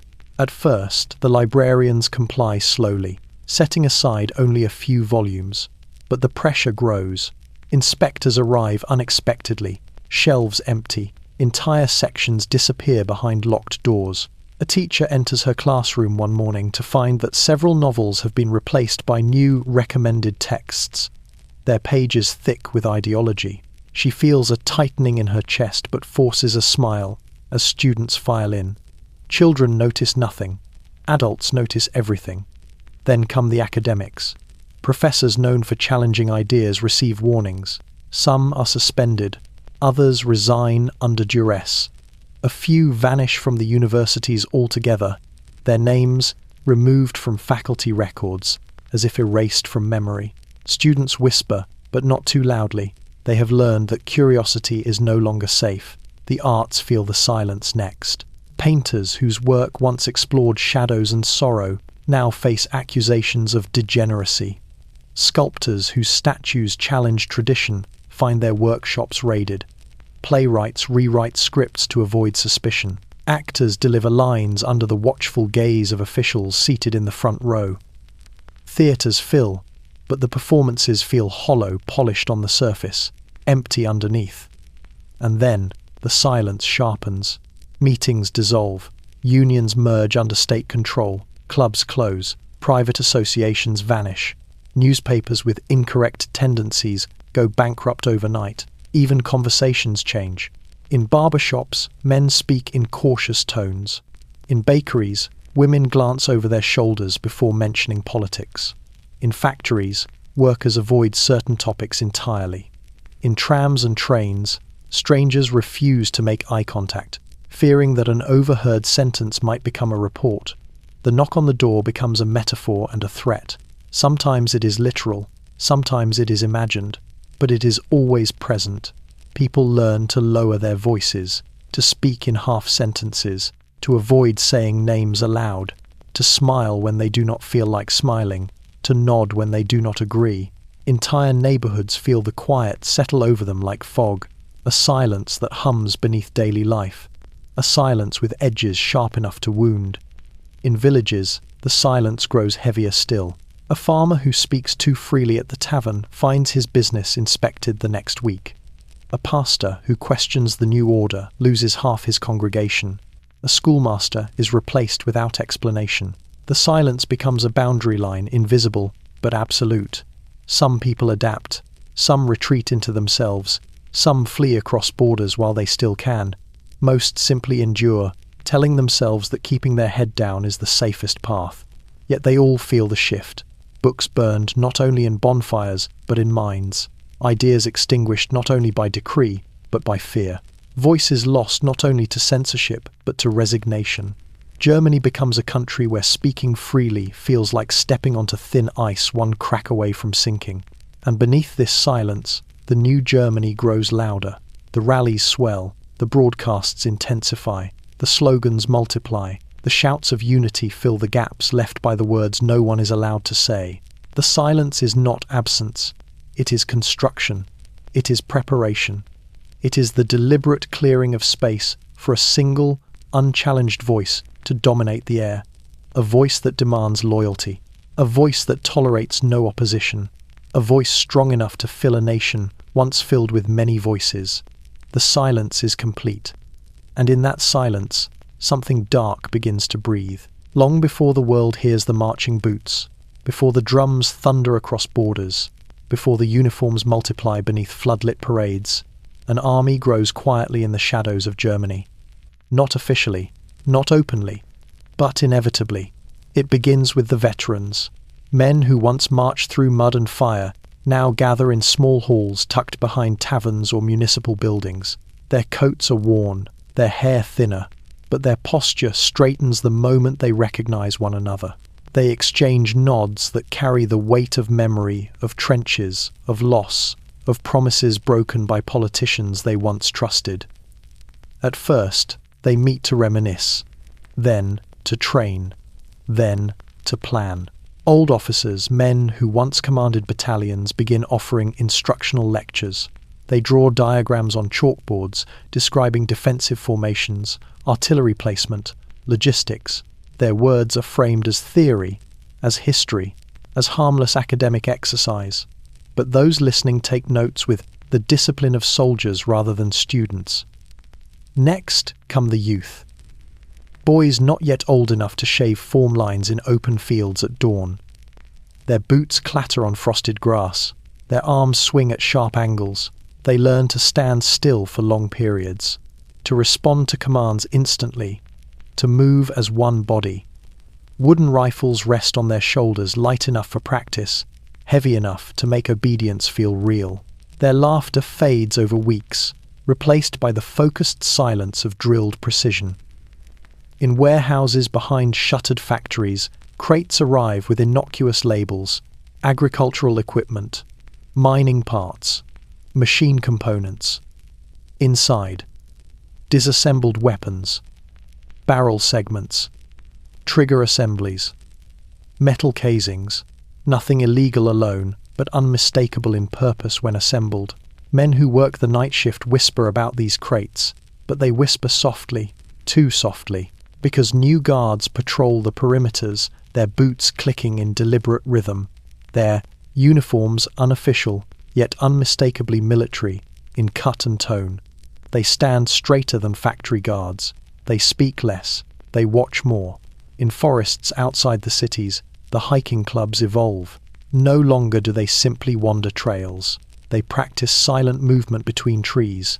They learn hand signals. They run drills in clearing after clearing, crawling, advancing, retreating. Sometimes distant villagers hear the sharp snaps of branches or muffled thuds of bodies hitting the ground in formation. Sometimes they hear shots quick and controlled echoing through the pines. The official explanation: wildlife control, training for forestry workers, firearm safety. But the number of spent casings found near hidden glades tells another story. A quiet army is rising, not yet a force, but a foundation. In old barns across the countryside, mechanics gather around engines with designs too advanced for civilian vehicles. They discuss torque ratios, fuel, efficiency, armor plating. They work late into the night, lanterns glowing through cracks in the wooden walls like eyes in the darkness. Meanwhile, at airfields that do not appear on any public registry, slender gliders drift down from the sky with eerie silence. Their pilots young, fearless, trained for maneuvers far too precise for recreational flight. Instructors watch with calculating eyes, evaluating who will one day handle machines with more power, more speed, more purpose. Foreign observers suspect something. They send letters. They request inspections. They propose inquiries. Germany nods politely, smiles diplomatically, opens the doors of harmless facilities, showrooms filled with tractors, offices with neatly arranged desks. The real work continues underground, behind false walls, inside locked hangars that never appear on official maps. What grows in the shadows is not yet a military, but it is no longer merely preparation. It is momentum, and momentum is dangerous. The veterans feel their blood stir. The youth feel their muscles strengthen. The engineers feel their brilliance sharpen. The officers feel their authority return. The factories feel their purpose widening. Germany feels itself tightening like a fist, slowly closing. Yet most citizens notice only the surface. Cleaner streets, full employment, fewer protests. A sense of order that feels comforting after so many years of political chaos. They do not see the rifles hidden behind false walls or the coded messages exchanged between officers using language meant to obscure intention. But they sense something. In the way young men walk with growing confidence. In the way strangers stand straighter at train stations. In the way conversations end abruptly when certain topics arise. In the way the silence around military matters feels thick, purposeful, controlled. The army in the shadows grows stronger, day by day, drill by drill, secret by secret. It waits, it watches, it sharpens itself in darkness so that, when the moment comes, it can step into the light fully formed. Germany's rebirth is no longer simply economic, cultural, or technological. It is martial. And the world, still distracted by its own wounds and illusions, does not yet see the shape taking form behind the curtain. But the shape is there, growing, breathing, preparing. An army reborn, not with trumpets and flags, but with silence and with purpose. The nation does not notice the miracle at first. Miracles rarely announce themselves. They arrive quietly, like dawn softening the edges of a dark night, until, suddenly, the world is bright again, and no one can recall exactly when the light returned. That is how Germany rises. One morning, factories that once coughed weakly through sputtering machinery hum with steady strength. Smokestacks release clean, confident plumes that curl upward like signals to the sky. Conveyor belts run so smoothly that workers begin to trust the rhythm of their days again. Foremen count inventory with something resembling pride. No one calls it a miracle yet, but they feel movement.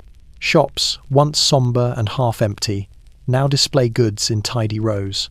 Shoes with unscuffed leather, radios gleaming behind glass, coats made from wool rather than patched scraps of worn fabric. Customers return not hesitantly but purposefully. Coins clink across counters. Shopkeepers smile with practiced cheer. The bell's on, shop doors ring more often, more brightly. Markets fill again with colour. Apples gleam in pyramids. Cabbages sit stacked like green stones. Fishermen's nets yield fresh catches before dawn.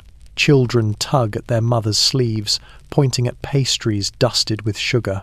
Even the air smells different, less of fear and uncertainty, more of bread baking and coal burning in stoves that have not grown cold in months. In the countryside, farmers walk their fields with tentative hope. New machinery, purchased with loans that once seemed unimaginable, rumbles across acres of soil revived by scientific fertilizers. Wheat stands taller, milk production rises. Villages that once bartered for survival now trade in currency that holds its value like something sacred.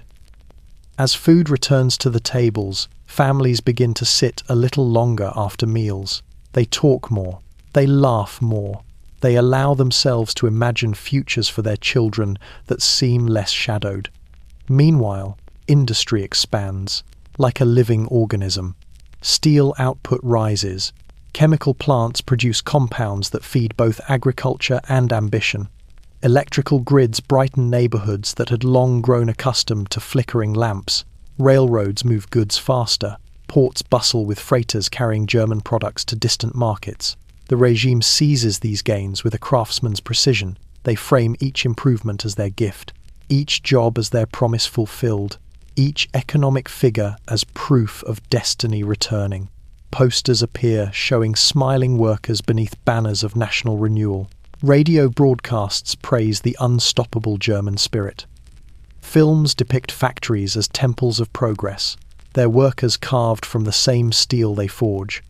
Yet behind the curtain, the miracle is not without cost.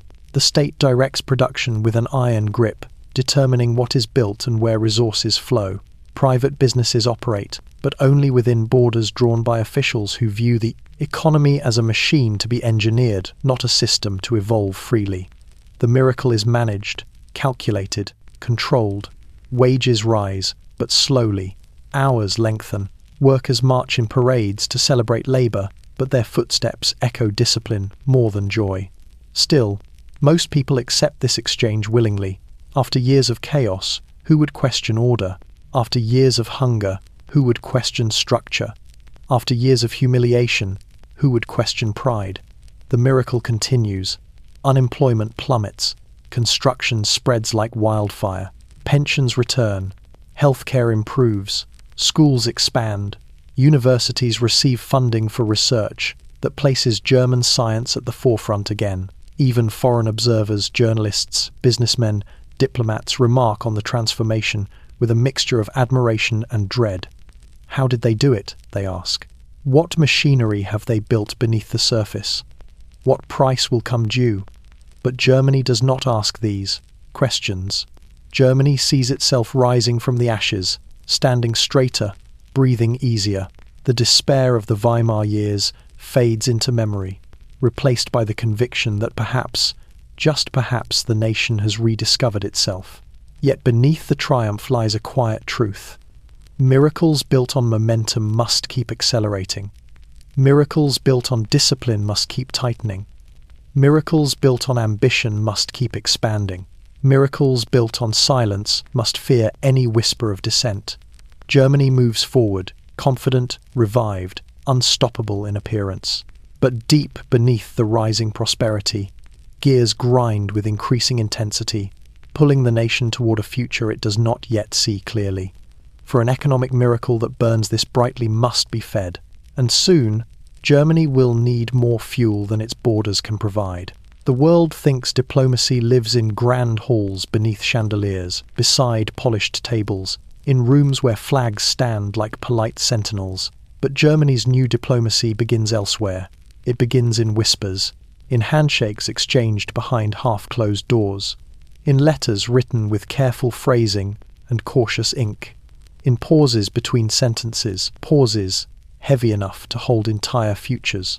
By the mid-1930s, Germany steps back onto the world stage, not timidly, not apologetically, but with the quiet confidence of a nation that knows its momentum, even if it denies its intentions. The diplomats move with precision, their suits immaculate, their expressions calm. They smile often, but never too widely. They speak warmly, but reveal little. The world, weary from depression and burdened by its own fractures, listens. At first, the new diplomacy sounds reasonable. Germany expresses a desire for equality, for independence, for revision of old treaties that feel, to its leaders, like shackles rusted with bitterness. Foreign ministers nod, some out of sympathy, others out of fear, others simply tired of negotiating treaties written in the shadow of a war they still cannot forget. Across Europe, ambassadors watch Germany with increasing unease. They see railroads expanding at suspicious speed. They hear rumors of night flights in remote airfields. They sense the energy pulsing beneath speeches wrapped in peace-loving rhetoric. But Germany's representatives speak impeccably. We seek only fairness, they say, only dignity, only what every sovereign nation deserves. And these words slide easily into the ears of nations distracted by their own burdens. France divided, Britain cautious, Italy restless, the United States inward-looking, the Soviet Union watching everything from behind an iron curtain of suspicion. While foreign governments debate policy, Germany rearranges the chessboard.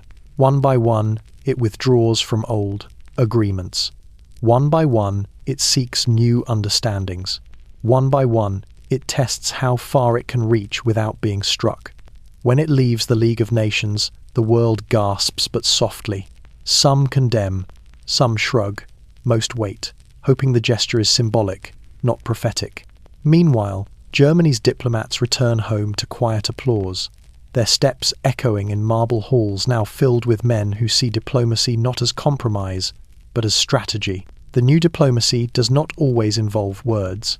Sometimes it arrives in the form of agreements signed in distant capitals, promising friendship, trade, or mutual respect.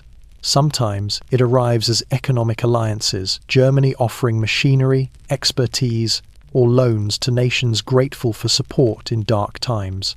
Sometimes it arrives as non-aggression pacts, paper shields meant to soothe old enemies, while Germany strengthens itself behind the scenes. But often, diplomacy is simply theatre, smiles concealing calculations, banquets concealing purpose, treaties concealing timelines. Foreign journalists report on Germany's surprising transformation. They write of discipline, industry, nationalism, unity. Some admire it, framing Germany as the continent's model of order. Others sense danger, but cannot yet prove it. Between these extremes lies the truth. Germany's diplomacy is a mask brilliantly crafted, carefully worn, impossible to decipher unless one looks closely enough to see the tension beneath the surface. Meanwhile, smaller nations watch with dread. Austria whispers about its vulnerable borders. Czechoslovakia fortifies its defences in mountain passes. Poland tightens alliances. The Balkans shift uneasily. They see Germany no longer as the humiliated nation of the 20s, but as a rising force, a storm forming on the horizon. Yet the world convinces itself the storm can be managed, negotiated, contained. Germany encourages this illusion. It sends envoys with charming smiles. It signs agreements with steady hands.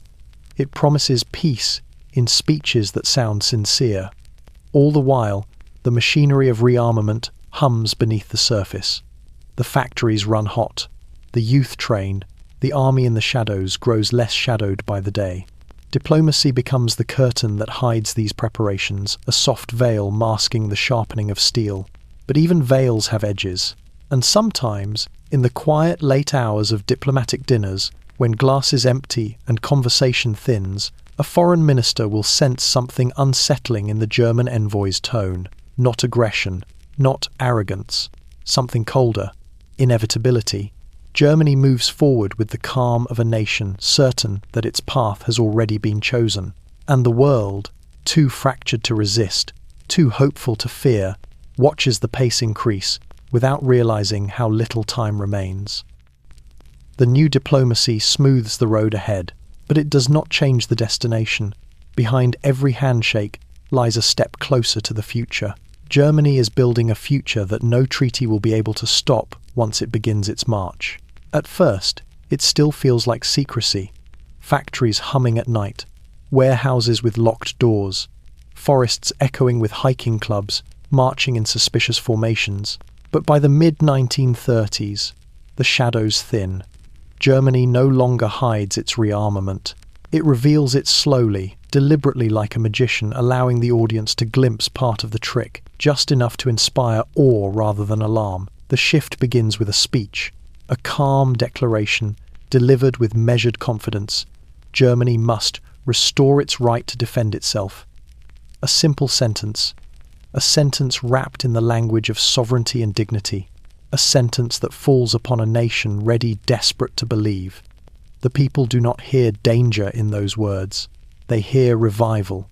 They hear protection. They hear the promise that the humiliation of the past will never return. So when new regiments begin to form openly, the nation does not question it. The public watches with a mixture of pride and relief as uniformed men march through streets where unemployment lines once stretched like scars. Children run to the sidewalks to wave. Mothers smile despite the unease curling deep in their stomachs. The army that once hid in silence now trains in the open. Barracks expand. Drill fields fill with synchronized bodies moving as one.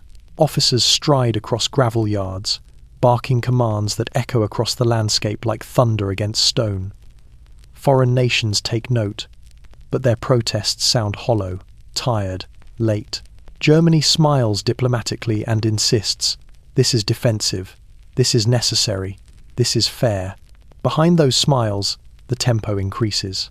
Factories that once produced farm equipment now openly manufacture armored vehicles. Sleek shapes of steel that roll along test tracks beside cheering crowds.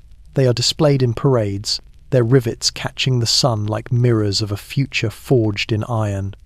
Aircraft factories, once disguised as aviation clubs, expand so quickly that nearby villages grow restless from the constant roar of engines testing their limits. Pilots, young, sharp-eyed, fearless, now train not in gliders but in sleek metal planes whose wings stretch like blades across the sky. The Luftwaffe has no need to hide anymore. Recruitment drives sweep through towns and cities. Posters show pilots stepping boldly into cockpits framed by clouds. Join the new Germany, they say. See the world from above.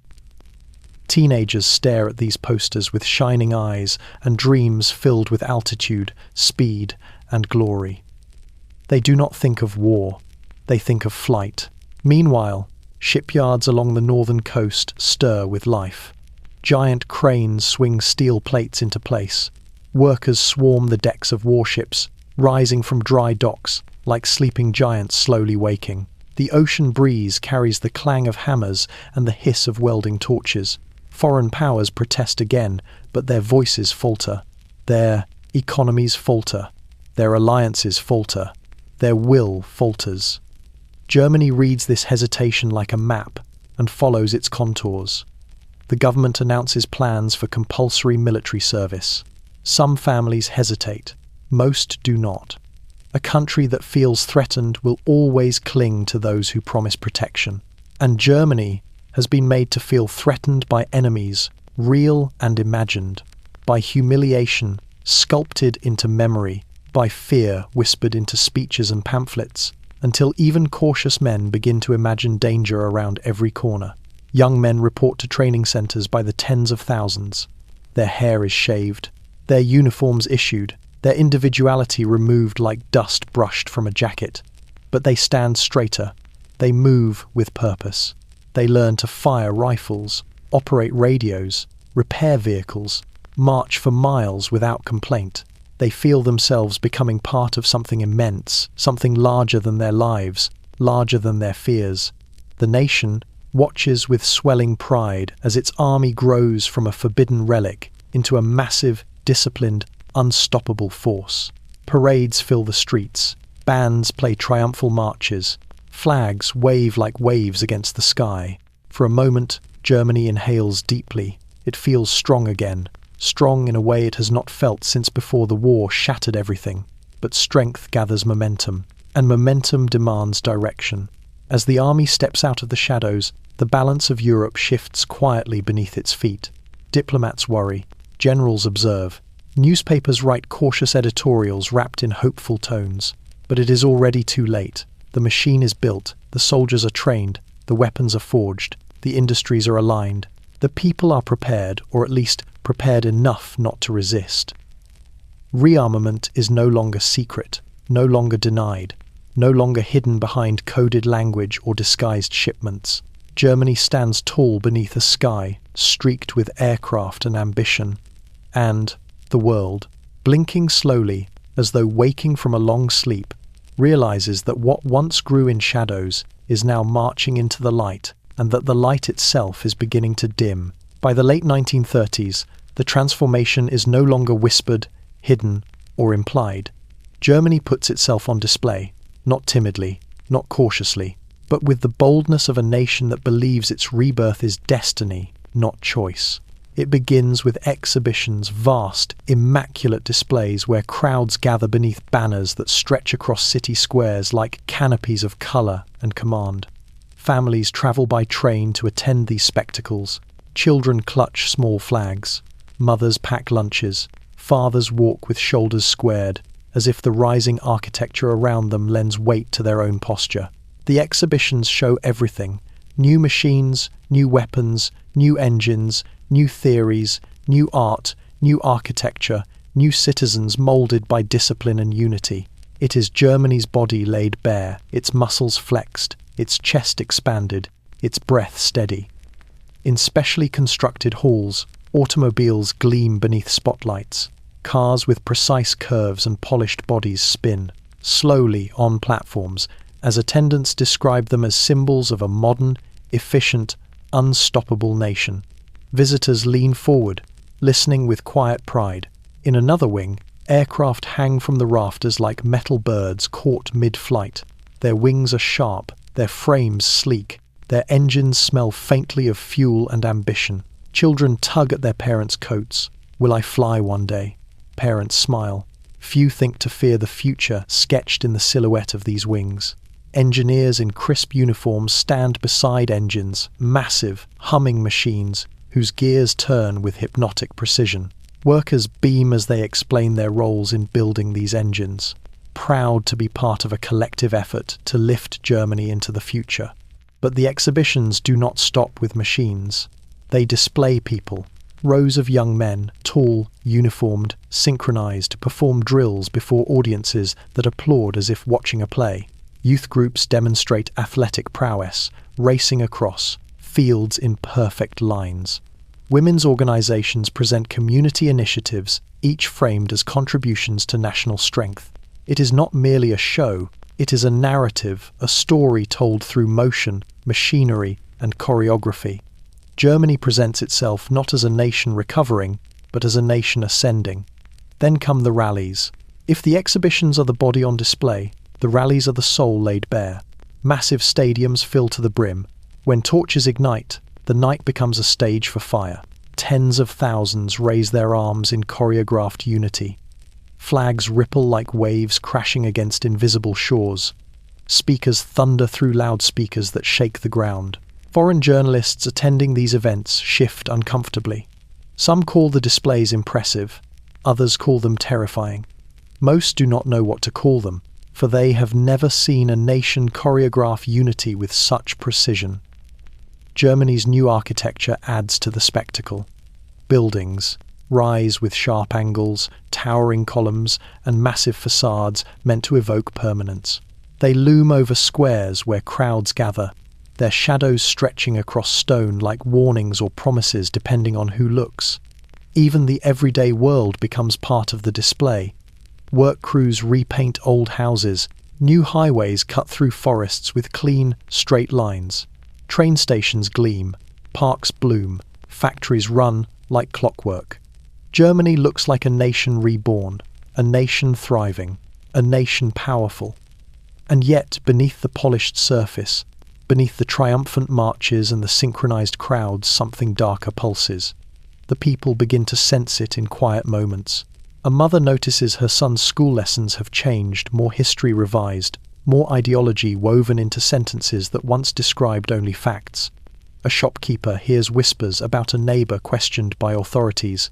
A teacher's voice trembles slightly when speaking about the new curriculum. A doctor receives forms requiring more details about patients than medicine could possibly need. The display, dazzling as it is, casts long shadows. Diplomats invited to tour this new Germany observe with narrowed eyes. They admire the industry, the discipline, the unity, but they also notice the uniformed guards at every corner, the absence of dissent, the smooth efficiency that feels rehearsed rather than natural. Germany insists it wants peace. Germany insists its displays are celebrations of recovery. Germany insists the world has nothing to fear. But the world has begun to learn that insistence can be camouflage, that displays can be warnings, that order can hide the machinery of expansion. Still, millions cheer, millions march, millions believe. For the display is seductive. It promises identity, purpose, strength, belonging. Germany stands before the world like a polished mirror, showing not what it is, but what it wants the world to see. A nation disciplined, unified, unstoppable. What the mirror does not show is the force gathering behind it, a force waiting for the moment when display must give way to action, when spectacle must become consequence, when marches must turn into movement across borders. Germany has shown the world what it has built. Soon, it will show the world what it intends to do with it. For years, Germany's transformation had been something distant to the world, something half seen, half understood, a story unfolding behind borders that diplomats hoped would hold. Newspapers carried fragments, rumors crossed oceans, reports trickled through embassies like water seeping through stone. Some nations listened, most did not. But by the late 1930s, the world can no longer pretend not to see. Germany is too loud now, too bright, too confident, too vast. The first signs come from the skies. Foreign pilots flying commercial routes glance eastward and see formations of aircraft slicing through the clouds, with precision impossible to mistake. Not mail planes, not trainers, but machines of metal and speed, their wings sharp, their bellies heavy. Foreign observers write frantic reports. Germany is rearming openly. Their governments respond with concern, measured, cautious, diluted by diplomacy. Surely, they say, Germany only seeks to protect itself. But the skies keep filling. Then come the trains. Merchants travelling through Central Europe notice rail lines bursting with new freight, long chains of flat cars carrying armoured vehicles, sealed crates, engines wrapped in tarps. The trains move at strange hours, slipping through night like iron shadows. Station masters mutter, but do not linger near the tracks. Conductors keep their eyes down. Word spreads along trade routes, but the world dismisses it. Late deliveries, industrial expansion, nothing more. It is easier not to believe what seems too heavy to confront. Next, diplomats gather their notes. In embassies from Paris to London to Warsaw, Men sit around tables scattered with telegrams, maps, intelligence papers.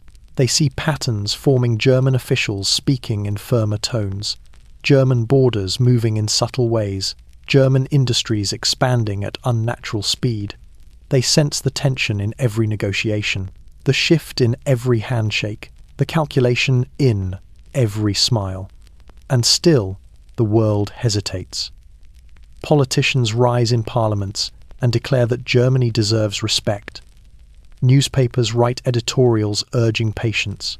Experts speak on radio broadcasts, insisting the new Germany is stable, modern, energetic.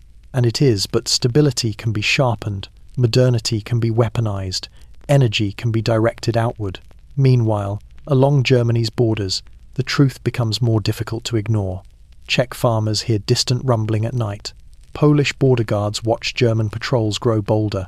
French officers monitoring the Rhine Sea troop numbers, rising in formations that no longer bother pretending to be symbolic. A few leaders voice alarm. They warn that Germany is not simply rebuilding, it is preparing. But they stand almost alone. The world is tired. The world fears another war. The world clings to hope with trembling fingers, because hope is easier than history. Then the world sees the rallies. Foreign journalists attend them standing on raised platforms, their cameras trembling as they capture hundreds of thousands marching in exact formation, torches burning like rivers of fire, banners towering overhead. They write in their notebooks words that shake even their steady hands. This is not revival. This is mobilization. Crowds chanting as one, voices merging into thunder. A sea of arms raised in unison, moving like a tide that has found its rhythm and intends never to break. These journalists send their dispatches home urgent, warning, pulsing with unease. But editors soften their language. Governments downplay the alarm. Nations convince themselves that spectacle is not strategy. Yet the world begins to notice in smaller ways too. German travelers arriving in foreign cities speak with new pride, a pride edged with something sharper. German diplomats negotiate with unusual boldness. German businessmen purchase foreign assets with surprising ease. German scientists present, breakthroughs that seem impossibly advanced. German newspapers sent abroad carry headlines heavy with confidence. Something enormous is rising, and the world feels the wind from its ascent. In quiet rooms across Europe, ministers meet privately. They stare at maps. They listen to intelligence briefings. They sense the pace of history accelerating. Germany is changing the balance, they whisper. Germany is moving too fast. Germany is preparing for something. But preparing for what? Trade confrontation? Territorial negotiation? Military expansion? Political leverage? The list grows. The answers shrink. And still, the world watches caught between fear and denial, memory and hope, warning and wishful thinking. Germany glows like a furnace now, casting light across the continent and shadows just as long. The world begins to notice. But noticing is not the same as understanding, and understanding is not the same as acting. History tightens its grip. The Resi moment trembles, and Germany, accelerating beneath banners and steel, is preparing to step beyond display and into motion. The final steps never arrive suddenly. They drift in like mist, soft at first, then heavy, then impossible to escape. Germany's path toward war forms in this same slow, inexorable way, gathering shape long before the world dares to name it. By the late 1930s, the nation stands at a precipice, not trembling, not uncertain, but poised like an arrow pulled back so far that release becomes not a possibility, but a certainty. The signs are everywhere. It begins with borders.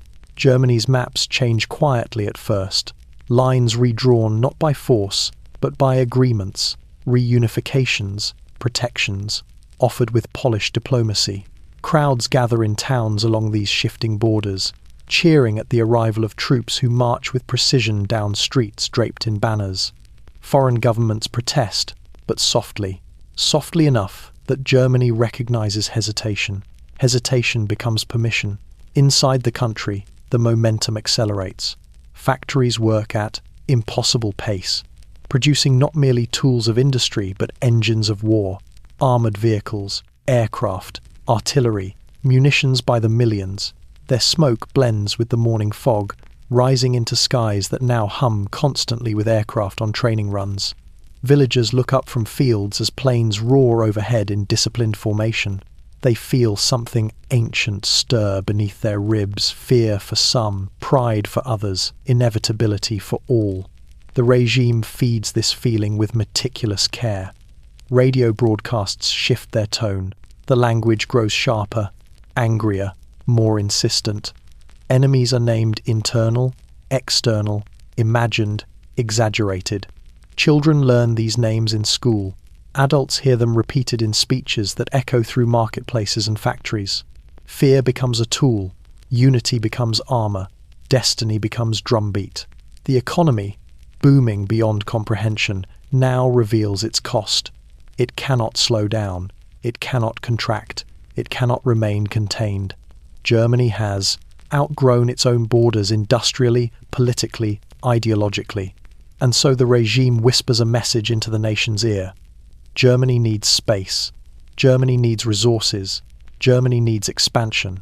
A dangerous word begins to circulate, Lebensraum, whispered in classrooms, printed in pamphlets, declared in speeches, a word that turns geography into hunger. Beyond Germany's borders, the world watches uneasily. Britain debates endlessly in Parliament, voices rising and falling like waves against old stone walls. France fortifies its defences, building lines of concrete and gun emplacements along a border that feels increasingly fragile. The Soviet Union observes with cold calculation from the east, preparing quietly, waiting deliberately. The United States remains distant, concerned, but cautious, its people weary of foreign entanglements. Smaller nations tremble in the shadow between giants. And still, Germany moves. Troops march openly near borders.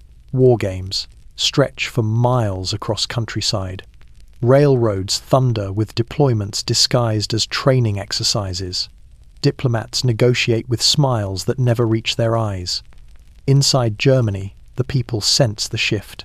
A father notices his son's conscription letter arrive earlier than expected. A mother watches her husband sew his uniform with practiced resignation. A shopkeeper counts currency that feels stable but smells faintly of urgency. A teacher feels the weight of new textbooks thick with ideology. A factory worker wipes oil from his hands and understands that the engine he helped build will soon cross a frontier. The air grows tense, not panicked, not rushed, but tightened like a bowstring, pulled back further with each passing week. Then the rhetoric sharpens, then the borders tighten. Then the alliances snap into place, some pledged willingly, others coerced, others bought with promises wrapped in steel and fear. The world begins to realize the truth it tried so hard to avoid. Germany is not preparing to display its strength. Germany is preparing to use it. And yet, no one wants to strike first. No one wants to ignite the flame. No one wants to accept that the peace so fragile, so precious, so desperately defended in speeches and conferences, is already fractured beyond repair. War hovers like a storm cloud that has grown too heavy to remain suspended. The final moments feel strangely calm. Farmers harvest crops beneath skies streaked with contrails. Children walk to school past posters calling for unity and vigilance. Trains arrive and depart with unusual punctuality, engines steaming beneath cold dawn light. Government buildings emit a steady glow late into the night. Germany stands at the edge of a dark horizon, its machinery humming, its armies ready, its people bound tightly into the narrative woven around them. And then, with a decision made in polished rooms and signed with pens whose ink dries faster than blood, the path becomes inevitable. Germany steps forward. The world holds its breath. And the nation that once rose from ruin begins a march that will carry it and millions of lives into a storm that will reshape the earth, the sky, and history itself. The path toward war is no longer forming. It is unfolding.